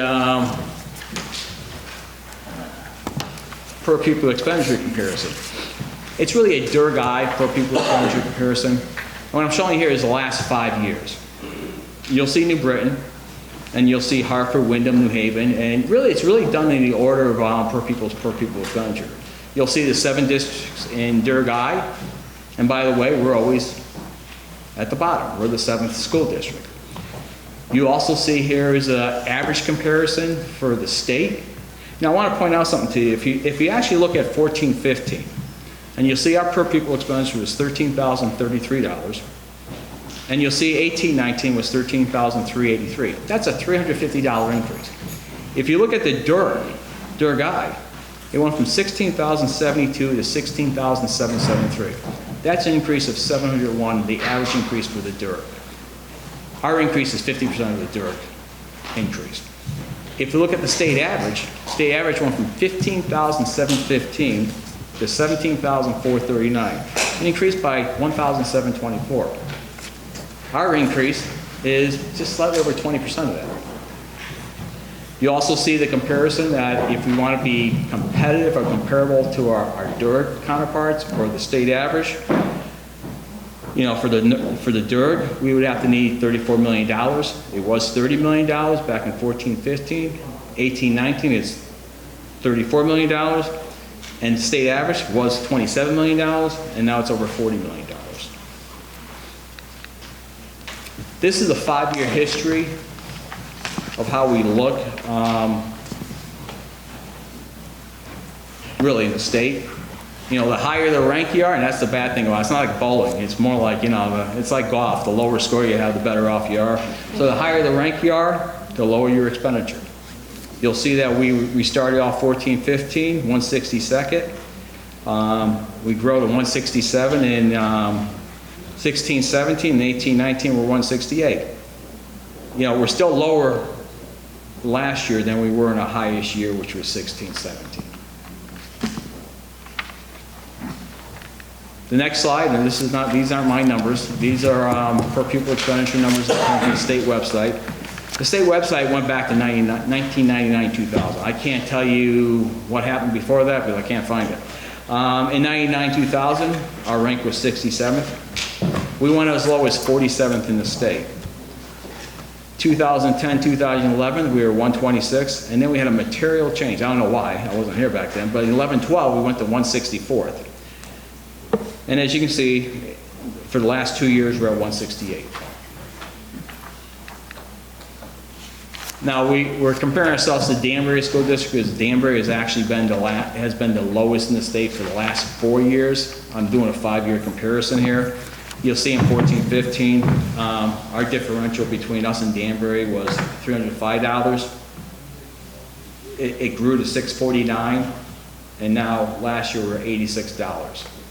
I want to remind you too, when you look at per pupil expenditures, you know, we always say, well, how far are we away from, you know, 167, 160?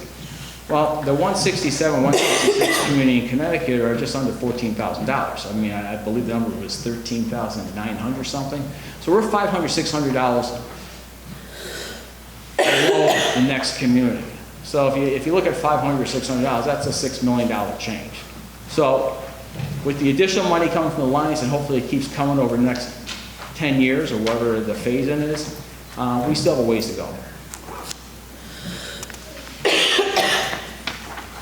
Here's our historic budget, and I can go back. The last time we had a significant increase, and I use that as a base year, it was 13-14.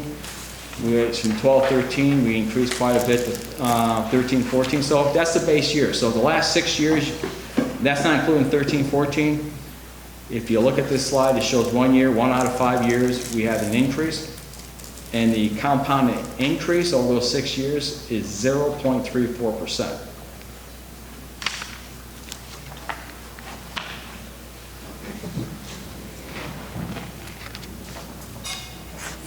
Okay, the next one really shows this comparison. And if you actually look at your budget book, pages 50 to 53, you'll see more of a detailed comparison. So, you know, most of the stuff that comes out of this presentation it really is taken from the book and it's summarized. So pages 50 to 53 will give you the detail. So the budget that's in front of you tonight is $137.61 on the general fund. Here we call it the local budget, which is an increase of $5,061,000, which is a 4.03 increase. The grant funds, and if you look at your budget book, you'll see the grant fund and how they are broken down on pages 37 to 45. So that 38,101 is broken down between all the grants. There's an increase of $1,222,000. If you look at slide 11, I gave you the breakdown as to where the increase was. Please note that this budget does not reflect any change in ECS from the governor's biannual budget. We're hoping we receive it.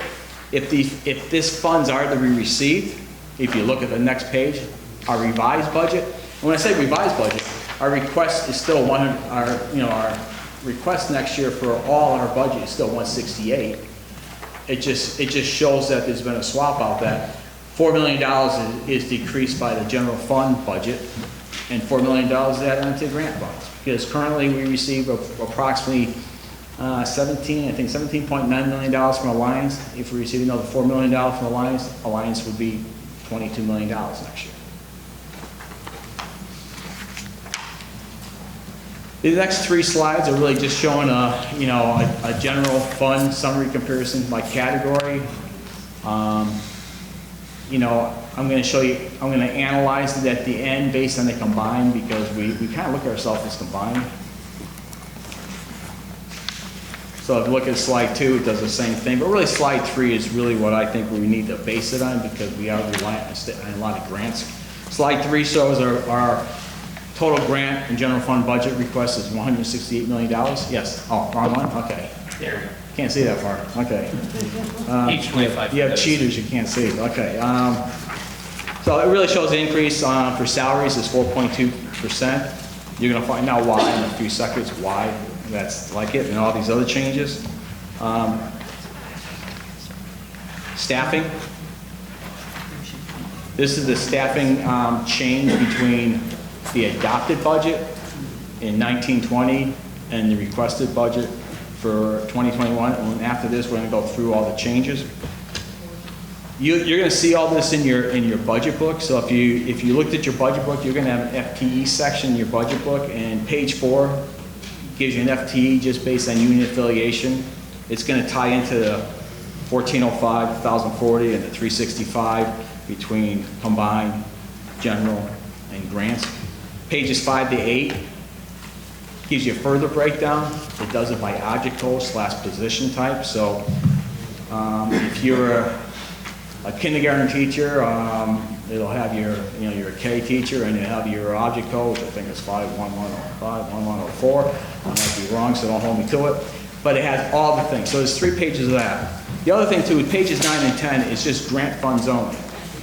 I think we rely so much on the alliance funds. So when you look at that 365 positions that are right now sitting in the grant funds, just under half of them are really being funded from the alliance grant. So, and one thing I look at the grants, all the entitlement grants, actually I look at them as operating budgets. So I look at it, we have a general fund budget, we have an alliance operating budget, we have a, so they're really operating budgets, and they're entitlement grants that we kind of hope we keep getting. So these are all the changes. I'm just going to show you the changes where we're going to show the changes that happen. So for instance, when you look at the slide before again, you're going to see there was no changes in administrators. There was no changes in the clerical numbers. There may have been changes between grants and the general fund, the local fund, but there was no changes in the FTE counts. And custodial maintenance is no changes. Of course, I'm not going to show you any changes in the next few pages. The next page, these are the staffing changes / explanation. I actually did give you a handout today. I know some of you want a little more detail. You'll see this is like 24 pages.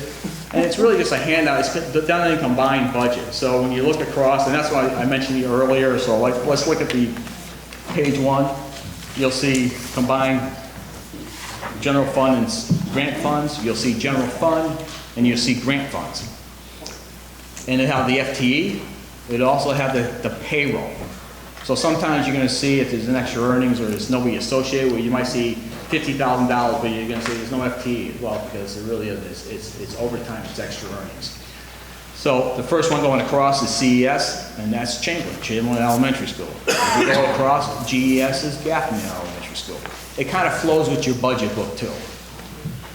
And I believe there's 3 pages for each one, so it goes, it's a lot of detail, but that really ties into it. The changes for the requested budget versus the adopted budget, we have made a number of changes this year. So even though the budget increased by 44 positions, we have throughout the year, based on need, we've actually gone to the board and 23 positions have been approved and filled so far. So this is why you're seeing this in black and red. Black has happened and red's going to happen. So for instance, we have a +1. I'm going to change it to ELS teacher. I was corrected today, not to use the other one. Some of us are triggered by that type well, of it takes me a little while to catch up, so we'll leave it at that. We have a new math teacher. Yeah, so so that's my joke. Okay. At New Britain High School, because the credit hours are going up, there's been additional teachers. So for New Britain High School next year, there's a request for another math teacher, world language teacher, and 2 PE teachers. There's also requests coming in now for 2 additional instructional coaches. So that's what you see. You're seeing 11 FTEs in teachers. 7 of them are really for 2021. The other combination of 4 have already happened. Now, the next slide is really, I should have labeled it a little better, paras and BSAs. We had a net change of 25. We have 22 FTEs for para key programs. If you look at the left-hand side, you'll see that Gaffney, Lincoln, and Smith, 10 have already happened. There's going to be 12. There's going to be 12 new ones, Gaffney and Lincoln. So in reality, Gaffney's going to have 15 new key paras. Lincoln's going to have 4, and Smith is going to have 3. We also had 2 new bilingual paras this year, one at Chamberlain, one at Gaffney. If you recall last year, we opened the small integrated classroom at Lincoln School. At that point in time, there was a part of the budget was they actually had 3 BSAs service those classrooms. That changed, so those BSAs weren't needed, and they were filled with existing paras. So that's why you see a -3. Pulaski, we added 1, New Britain High School 4. Brookside had a change. They eliminated a BSA and filled it with a job coach. Next page, we're proposing a new position, manager supervisor. It says head of security, it might be head of safety. We feel there's a need in the school district to basically shore up our staff, and this is something that we'll be discussing. We'll be working on a job description to present to the board, so that's something new. Health and medical, these are usually, you're seeing an increase of 1. This goes up and this goes down. So many times during the school year, through our Jackie, Maddie, our nurse supervisor, sometimes there's students coming in the school system who need a one-on-one LPN or a nurse. Sometimes it's for extra hours. Sometimes they come, sometimes they go. So we're always, that number is kind of changed. We always have a constant of nurses, but we always sometimes, you know, the number goes up here and there. Other is other positions out there. You know, we have 1 new BCBA, we're requesting for Gaffney. All these other changes have already been made. Now, when we talk about the analysis on the budget, if we actually went back to, you know, I think pages 50 to 53, where it actually shows you the increases within all the categories, you'll see that the increase in certified salaries for the combined budget was $2.5 million. Of that $2.5 million, $1.7 million is contractual increases for administrators and teachers. So certified staffs are administrators and teachers. $674,000 is because we have 11 new net positions, so I had to budget those in the budget. That's $674,000. Extra earnings, you know, there's reasons why. We have more things going on. That increased by $100,000. We added a couple extra stipends for $7,000. The next one is non-certified staff, and that's everybody but teachers and administrators. We added 24 new para positions. That's $639,000. So it's really going in a rank of order. The larger number goes first, and the smaller numbers go at the end. Contract will increase with paras. We settle the contract. And one thing too is we always budget unnegotiated salaries. And what is unnegotiated salary? It's really a conservative number. It's if we have unions that are not settled, we need to budget some acceptable dollars to put in the side pocket. And it's kind of lower than it maybe should be, but it's, you know, my way of making sure we don't, you know, fall dry if we actually settle. So we have settled some contracts. So there's contractual increases for the paras, the 2 BCBAs, their salary increases approximately $176,000. Lunch aides, we talked about that. That was $173,000. Custodian maintenance extra earnings, $111,000. The security, safety manager, yada yada, and that number is to be decided. Right now it's 100, it could be 80, it could be 70. I don't know what it's going to be. It's just a number right now. Other changes, I went through and made all the, you know, so you're going to see all the changes. Another change just captures all the little stuff that I didn't capture. We'd be looking at 3 or 4 more pages. And it goes right in order, and you're going to see it goes all the way down to reduction in tutors. Now you might be concerned with the reduction in tutors. It's not. Well, we're finding out we actually been paying tutors out of Title I. We might be paying them out of priority school. We're looking at grants. We actually increased our tutors for the schools from 40 to 50. We also increased the pay rate, and they have to work 19.5. We can't work them more than 19.5 hours. So they're part-time position. We're finding out we can't fill them anyway. Well, this year's budget, we increased the pay from I think $20 or $21 to $25, so they're being paid more. We're getting better people. But we're also realizing that, you know, we can't fill 40 positions because sometimes we fill them with retirees who do a great job. Sometimes we fill them with a certified younger teacher who does a great job. Problem with the certified younger teachers, they're looking for a job. So they're actually going to move on. And the things with retired employees, you know, eventually I'll be there someday too. You do it for, you know, a year, 6 months, and you go, oh, I'm out of here. You might be someplace a little warmer. So we do see a lot of change. We have people that are doing it, but we also have change because people are just changing their lives. The next one is health insurance and HSA contributions. If you look at your budget book, page 174, 175 actually show you how we budget for health insurance. And, you know, I'll just, you know, if I just turn the page, I'll just go really quickly. I'm not going to go through the whole thing with you, but I'm going to explain that we actually look at the census data for all the employees. So when we were doing the budget, we realized at that point in time, you know, if I look at administrators and teachers, both units are paying 20% of their premium cost share. So at that point, we look at administrators. We have a count of administrators of 9, single, couple 6, family 23. And if you look across, you see the math going across, and you'll see that the total cost is $910,000 on the HSA. 20% of that is $182,000. We also, as a district, make a contribution to your HSA. And this is something the city of Britain does, many schools do. It's a high deductible plan. So the contribution to the employee is $1,000 for single, $2,000 for couple and family. And that's just a 100% contribution that goes to the employee. So when you're looking at this page over here, you're seeing that our health insurance / HSA contribution increased by $698,000. This shows you that the increase is really due because we have 30 vacant / new positions. It's a combination of both, and that equals $620,000. Usually when I do budgets on positions and so forth, I budget usually couple coverage because I find out that you know, we have probably less couple coverage, but we have a lot of family coverage, and overall the cost is closer to couple than single than family, so I don't want to over budget. So we also have an increase in our premium of 2.2%.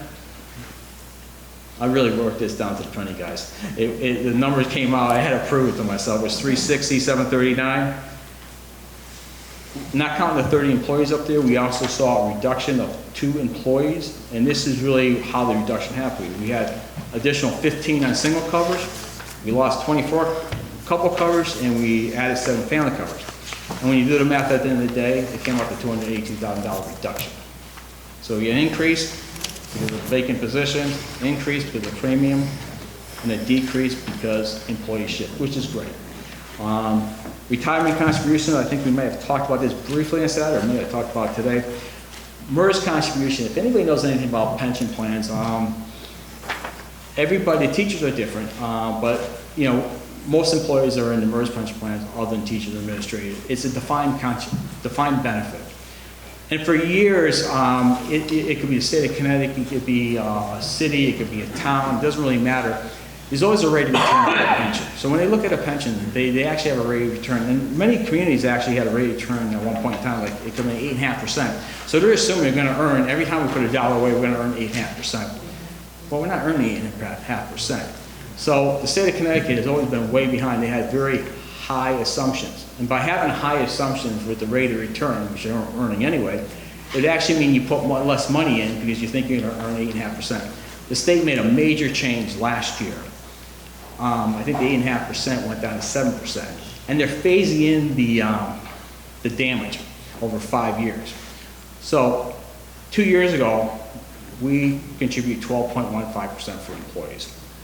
Last year, that 12.15 became 14.23.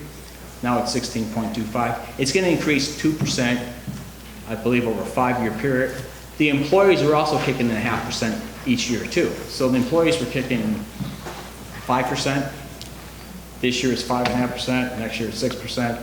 So initially, when you looked at this year's budget assumed the full 2.5% was going to be paid by the employer, which was a fact until like June 29th or June 30th, when the state informed all their clients that you got to charge your employees 0.5% more, and we're going to charge you 0.5% less. So this increase of 570 is going to be an increase that's going to happen for the next several years. It's going to be, you know, next year the number could be 600, whatever our makeup is, but that number is going to get higher and higher. And it's probably going to get a little higher because if we add additional pair support, they're gonna be an immersed pension, that's gonna increase. I'm not gonna say it'd be significant, but it's gonna go up. Other services, this is nothing to be worried about. This was a pupil service request. They requested that an outside tuition account, which you'll see on the next page, be kind of renamed or reclassified from outside service outplacement to another object code.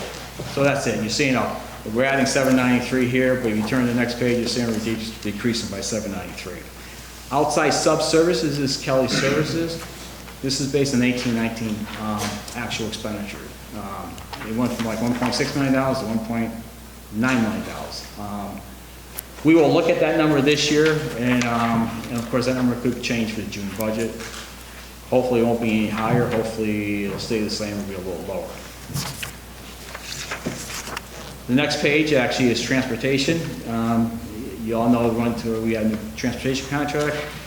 First student has an annual increase of 2.5%, especially an annual increase of 3%. The 279 is just based on that 2.5% and 3%. Magnet school tuitions, we saw the increase last year, and this is just taking the 18-19 number, trending it for 19-20 and trending up to 2021. We actually received their bills recently for the CREC and all that. I don't know what the damage is. We're going to probably know late January, sometime in February. So when we do our next year's budget, I expect this number is going to be, fairly accurate. I don't think it's going to be reduced at all. We're not really seeing reduction, but actually, if anything, we're seeing that tuitions are going up. And that's the end. Okay.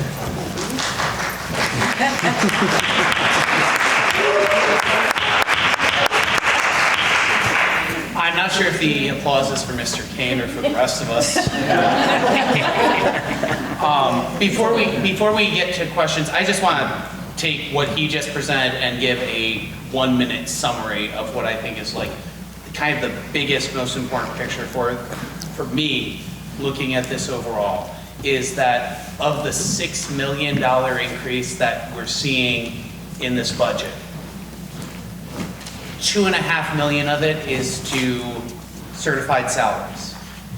Yes. $1.7 million of that is going to non-certified salaries. In both of those categories, the majority of that is contractual increases. Yes. We're seeing a very slight, thankfully, increase in our insurance and our MERS contribution. We're seeing contractual increases in our transportation. And we're seeing an increase in just our needs for subs. We're being realistic looking at our trend data. And that sums up some of the biggest changes in this entire budget. All of the new position requests, if you look through them, they're tied very closely to what we just heard about with the increases in needs of our special needs students, our special education department.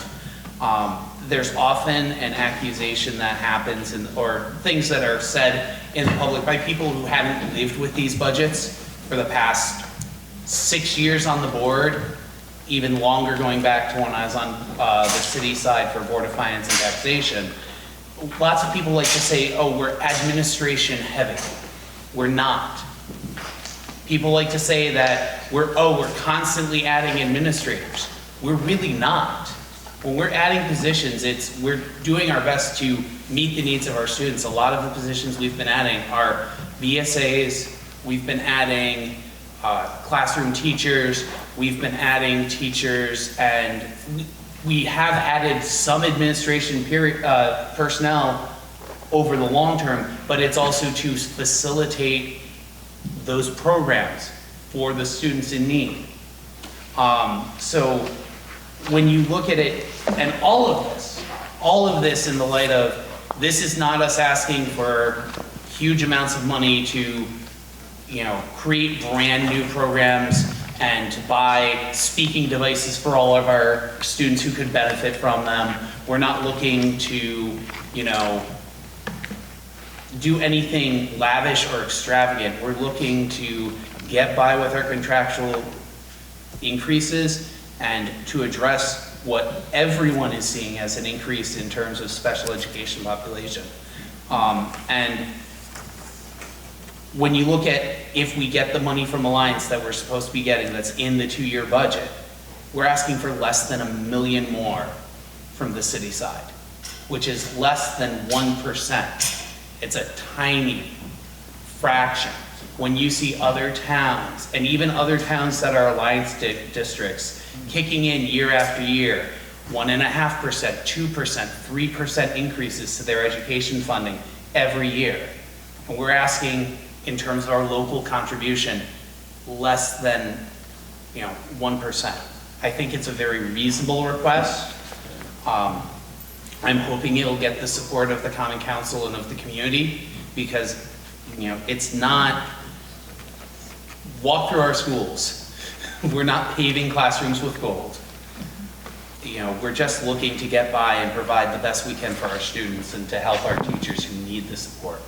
So that's kind of, thank you for the very detailed analysis throughout it, and but any other board members have questions or things that they'd like to share? You said it all.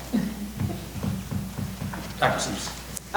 Yes, similarly, I don't have questions because we've been through the budget and received this a while back, but Mr. Mercier says this is a reasonable request. I would further say it's a quite modest request.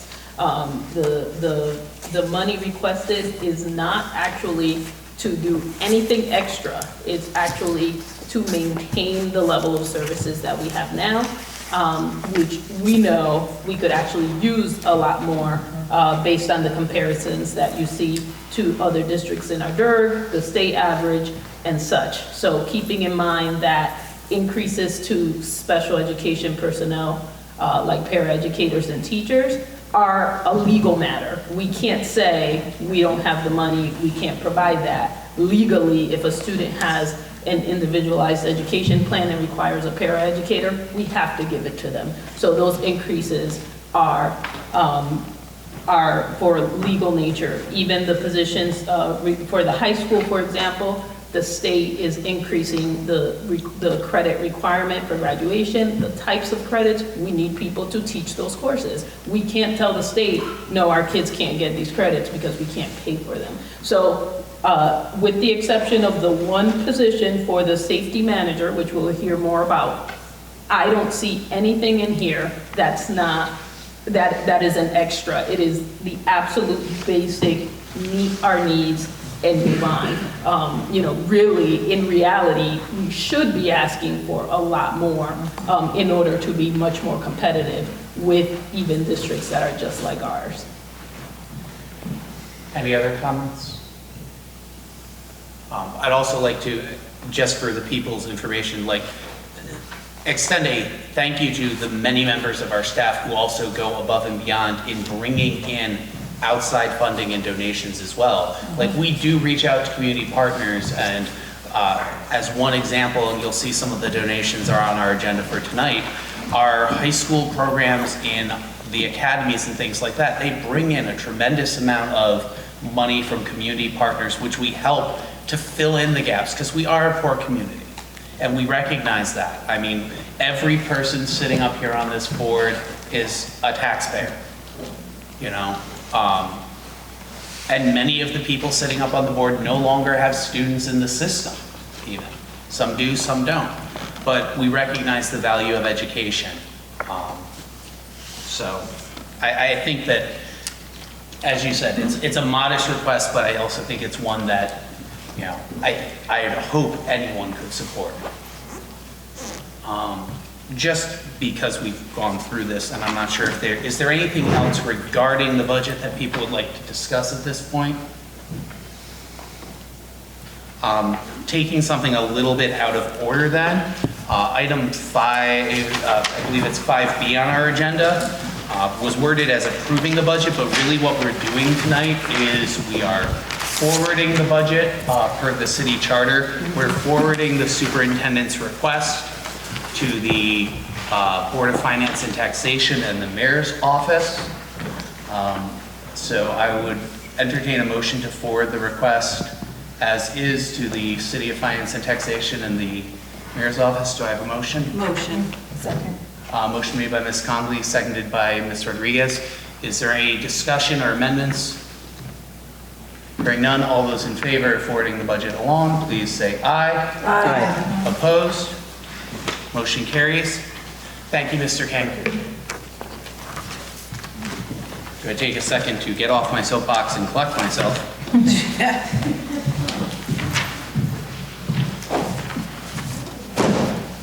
The next item on our agenda is going to be our consent agenda. Due to the fact that we didn't have as many committee meetings in December, it's only the 3 items. Does anyone on the board wish to remove an item from the consent agenda? I was going to say C, but maybe just amend it that we did receive the packet. We do have the extracurricular in the packet. Okay, so just striking the part that says no documents available. Yeah. That's 'Cause we do fine. have them. That's just a note for the clerk. Oh, so that meant they're not in the packet, not in your side file. Oh, okay. Oh, okay. Okay, not in the big bag. Not in our packet. Oh, because it's never in our packet. Right. Okay. Okay. So unless there's any objections, hearing none, the consent agenda is approved. Moving on to new business, the first item on the agenda is administrative appointment. I'll entertain a motion to go into executive session to discuss the administrative appointment. Motion. Second. I have motion and a second. All those in favor of executive session, please signify by saying aye. Aye. And we're going to be inviting in Superintendent Sara as well as Dr. Sanders. Okay, we are in executive session. We'll be back in a bit. Okay, we are back in session. The gravel. We are back in session. Moving on to item 5A. Dr. Sims, can I have a motion? Yes, I make a motion to appoint Wanda Liquar from currently interim district coordinator of language acquisition to the permanent position of district coordinator of language acquisition. Do I have a second? Second. Second from Mr. Kane. Any discussion? Okay, all those in I'm favor? holding back because Okay. I held you guys up in Okay. there. It was good things, It was don't good worry. things. All those in favor signify by saying aye. Aye. Aye. A motion carries unanimously. Congratulations, Mr.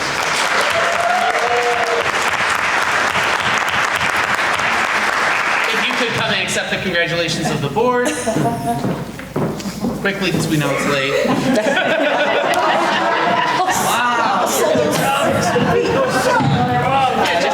Just do whatever.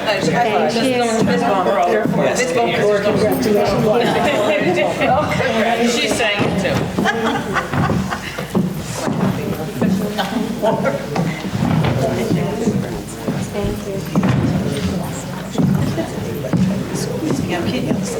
And if there's anything you'd like to share with the board, or if you'd like to acknowledge anyone in the audience, please.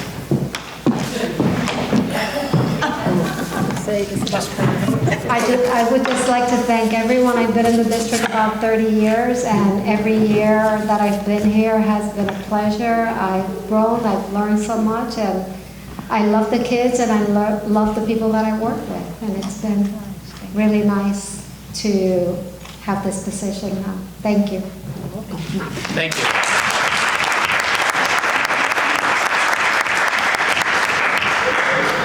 Moving on to item 5C, Ms. Conley, can I have a motion? Make a motion to accept a donation from Premier Limousine and radio station KISS 93.7 for $2,000. Is there a second? Second.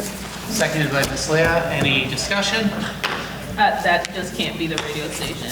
KISS is 95 and 93 is hot. So I just wonder which is the actual station. Are you sure? Yes. We now know your listening preferences. 95.7 is KISS. Right, 95 is KISS and 93 is. True.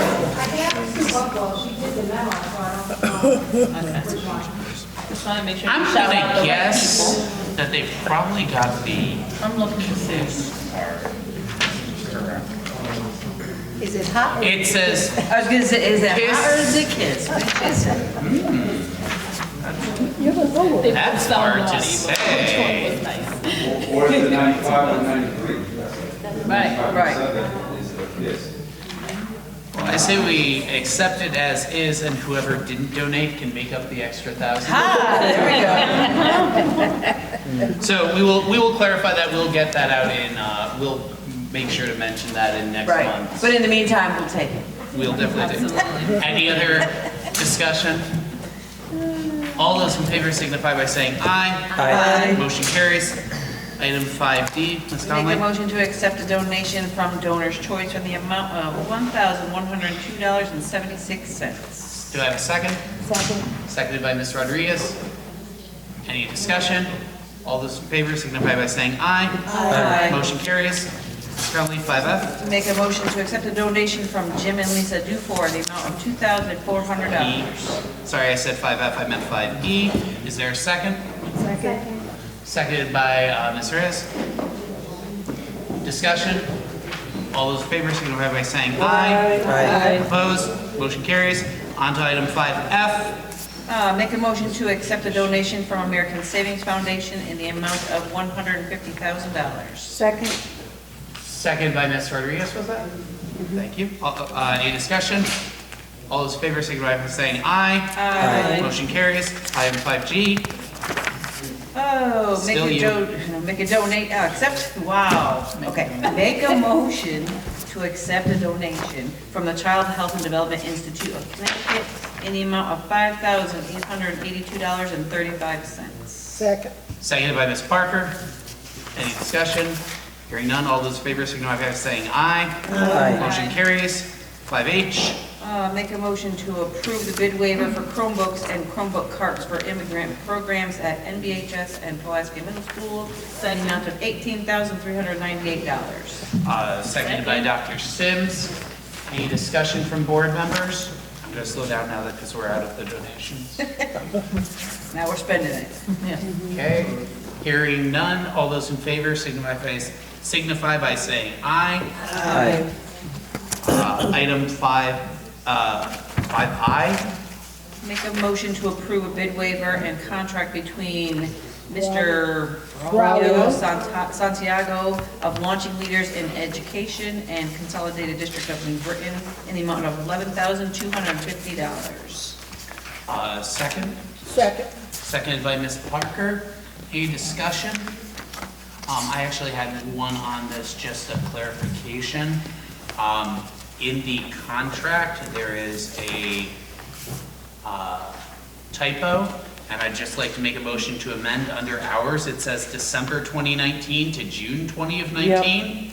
I'd like to amend that to read June 2020. Do I have a second for the amendment? Second. Seconded by Ms. Conley. Any discussion of the amendment? All those in favor of amending the dates to make sense, please signify by saying aye. Aye. Opposed? Now back to the main motion as amended. Is there any other discussion of the contract as amended? All those in favor signify by saying aye. Aye. Motion carries. On to item 5J. Make a motion to approve a bid waiver and contract between Father Flanagan's Boys Home and Consolidated School District of New Britain in the amount of $8,391.56. Second by Ms. Parker. Any discussion? Just for information, this is continuing some of the work that we've been doing with Boys Town, Boys Home, around, building capacity for our staff. Hearing none, all those in favor signify by saying aye. Aye. Motion carries. Item 5K. Make a motion to approve bid waiver for hem saw machine for manufacturing lab at New Britain High School in the amount of $9,652. Do I have a second? Second. Seconded by Ms. Parker. Discussion? I'm just excited for manufacturing to come back to New Britain. Just a quick question for Ms. Sanford. Is there a reason that this was something that we did as a bid waiver rather than putting out to bid? Are there similar? This is one of our manufacturers. Hi, I'm Sandra Sanford. Welcome. One of the manufacturers that do part of our PD training back in May. This was one of the machineries that were identified when the teachers went to an externship, but we just were able to come around and actually purchase the equipment now that the room's done. Okay. Any other questions for Ms. Sanford? And I apologize, your introduction is so brief. We will get to hear from you plenty, I'm sure, in upcoming meetings. All those in favor signify by saying aye. Item 5L. Oh, make a motion to approve the purchase order and bid waiver for painting and installation of floor system in tech wing hallway at New Britain High School in the amount of $17,800. Do I have a second? Second. Seconded by Ms. Rodriguez. Discussion? I just have a question.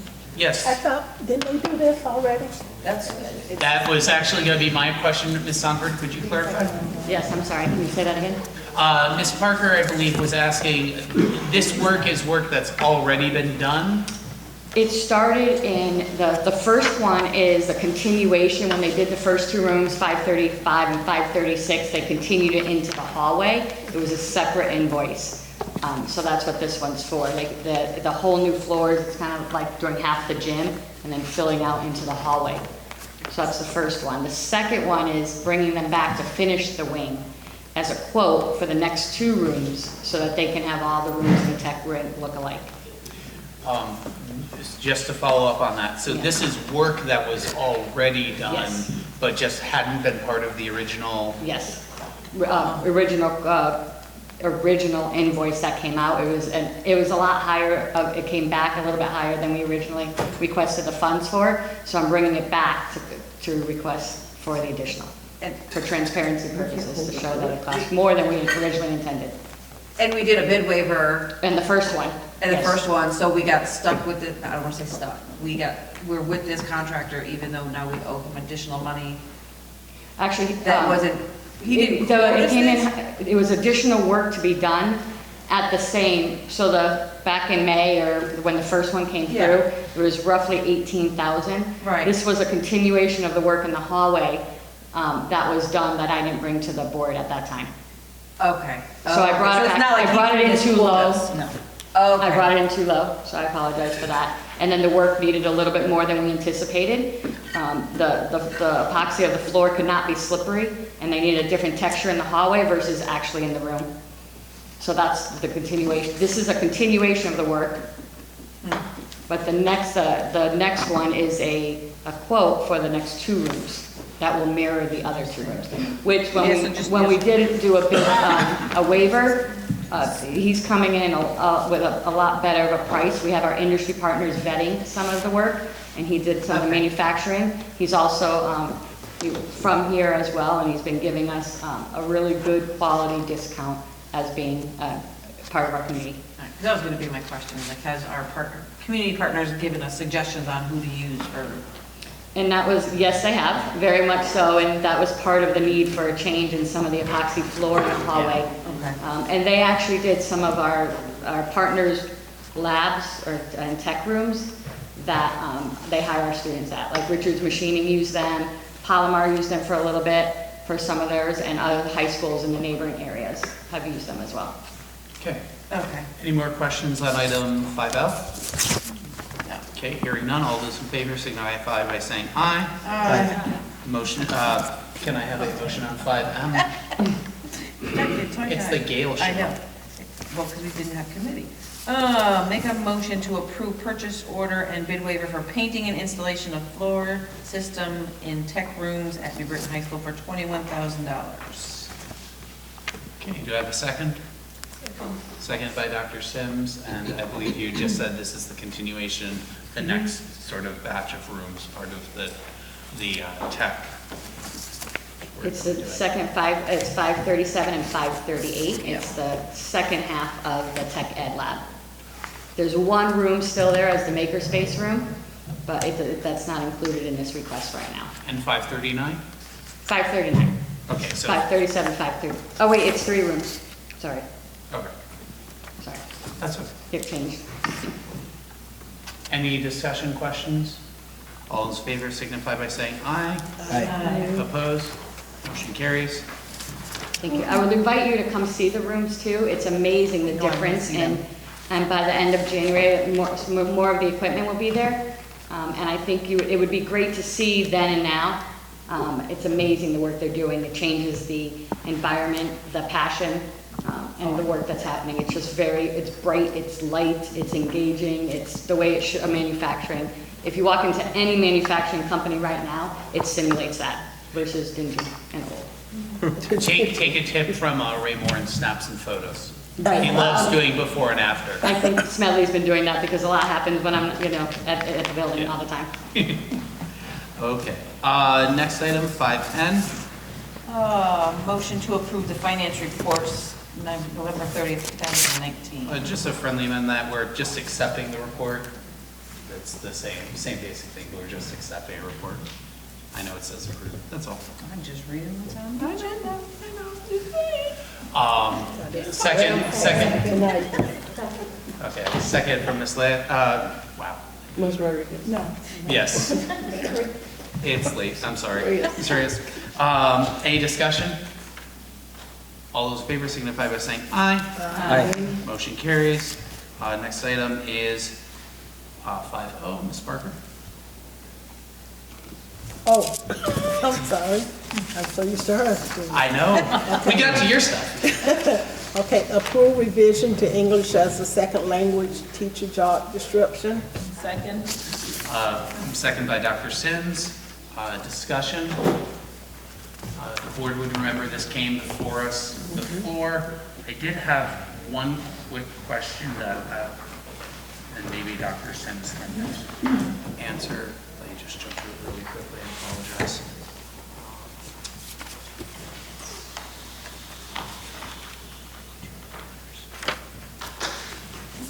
Because I know there had been considerable discussion on having like Spanish or Arabic speaking preferred, and we added that. I noticed under the essential performance responsibilities, we still had provide Spanish or Arabic native language support to students in content classrooms, and also provides capstone support in English and Spanish or Arabic. And I was wondering about keeping those in if it's not a requirement that they speak Spanish or Arabic. Yeah. I had the same question before, however, the EL teacher can provide word-to-word dictionaries, they can provide support in more ways than speaking the language to the student. Okay.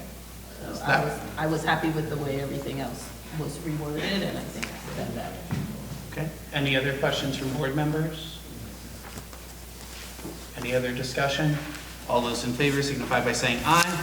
Aye. Motion carries. Item 5B. Okay, approve memorandum of understanding between Consolidated School District of New Britain and New Britain Federation of Teachers Local 871. Do I have a second? Second. Second from Dr. Sims. And this is just around, we have some teachers who are going to be providing specialized training, and there's a differential on the rate, correct? Yeah, because we're now at a point, to train the trainers now to build our capacity in district, so we're not using, voice town, trainers anymore. So this is when we move forward. Cost saving. Cost saving about $30,000. Yeah, so this is the idea of turnkey into our own district, our own trainers. Any other questions? Hearing none, all those in favor signify by saying aye. Aye. Motion carries. Item 5Q. Approve Consolidated School District of New Britain Memorandum of Understanding for Specialty Certified Behavior Support Assistance. Do I have a second? Second. Second from Ms. Connolly. I believe this is the same thing as before, just with our BSAs, right? BSAs.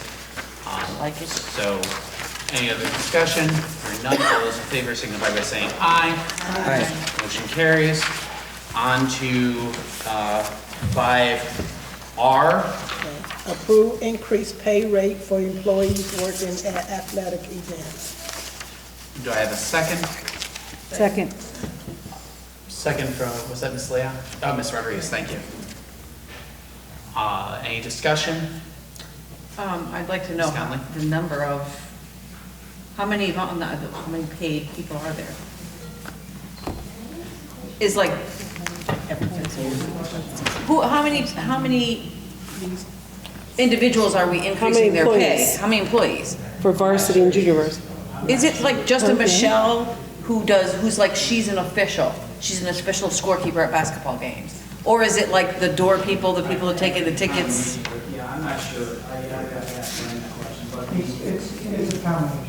Because they've gotten the same rate in the past. The original proposal was to increase some and not others, but because it was always consistent among all of them, I believe that was, the direction was that they should continue to be the same. I would just be curious of how much. I sent a question to Jackie Bonanno today regarding when the rate went into effect. She wasn't sure. She's been in the job for 20 years in payroll. She's been in her position as the payroll manager for 10 years. It hasn't happened in her 10 years. I'm not questioning the amount that it's how many. Who's getting paid? It's, if you say $15 times 3 people, okay, that's not too bad. But if you're saying 15 people for every person that works that event. I think it changes because they're seasonal, right? The games. Right, so if I think about basketball, there's basketball, you got volleyball, 4 door people, 3, you know what I mean? Like you have probably 10 people working one basketball game. That's a lot. Yeah, probably a little less than that. Yeah. 7 or 8. Yeah. It's a lot. But I would, I get it, it's their time, and we probably haven't increased them in forever. Yeah. I'd be curious what everybody else around the district does, but. Do they have to get approval to work that? Other board members? I don't know. I know it's usually the same people. Our options, we have this before us. If the board's comfortable approving it, we can. If there are significant questions, we can hold off on it until we have answers from them. Can we hold on? We might as well if we have questions on it. Yeah, if it's not something that needs to be approved tonight, it would be good to look at it real closely. Lynn came late to me about, Christmas holidays, and we wanted to change the rate for the Christmas holidays. So in other words, we already did. As soon as they can happen, that board meeting, I can't change the rate for you, only board. So it's done, right? No, it's not done. I mean, are there any board members who are, significant concerns that we should hold off, or? No. I do not, because I think it's reasonable to other places, and it's per event. It's not like it's an hourly rate. Right, Like, if the event lasts hours and hours, they're still just getting that one fee. So for me, you're right. Okay. Any other thoughts? Okay. So the motion we have before us is to approve the changes as proposed. Yes. No other motions? Okay. In that case, all those in favor signify by saying aye. Aye. Opposed? Motion carries. Moving on to next, item 5S, and I'd like to make an motion to approve the New Britain High School graduation credit requirements for the class of 2023 and beyond. Second. Second from Ms. Conley. Yeah, it's one of those weird cases where I have to make a motion. So in your packet, you have the new graduation requirements, and the main difference is this is based very heavily off of what the state is going to, where instead of saying this many credits of English, this many credits of math, this many credits of science, social studies, they're grouping things into STEM and humanities. We, underneath those, are saying, breaking it down a little bit more, because we felt, the administration, when they presented this to curriculum and policy, felt that it would behoove us to have a little bit more structure and definition as to what those 9 credits look like. And then the other thing that we discussed at length is looking at some of our courses that maybe potentially could qualify as one or the other. So you might have a, environmental journalism class that could theoretically either be a humanities credit or a STEM credit. So ways to also build in more flexibility for our students in how we structure our programs and our courses going forward. So there's a lengthy discussion at committee about this, and we can answer any questions board members have. Any? Okay. Hearing none, all those in favor signify by saying aye. Aye. Motion carries. Last thing, item 5T, do we have an actual date proposed? Right, just gonna say. No, we do not want to propose a date at this time because we don't want our students, our graduation well ahead of students, and there's still too much potential flexibility in the schedule right now. So No snow. we discussed it and determined we're not ready to propose a date yet. Okay, so I'd just entertain a motion to postpone this to our next meeting, and if we need to take it up, then we can kick it down the road. Can I have a motion to postpone to the next meeting? Motion to postpone. Second? Second by Dr. Sims, motion by Ms. Conley. All those in favor signify by saying aye. Anyone else have anything else to bring up? Motion to adjourn.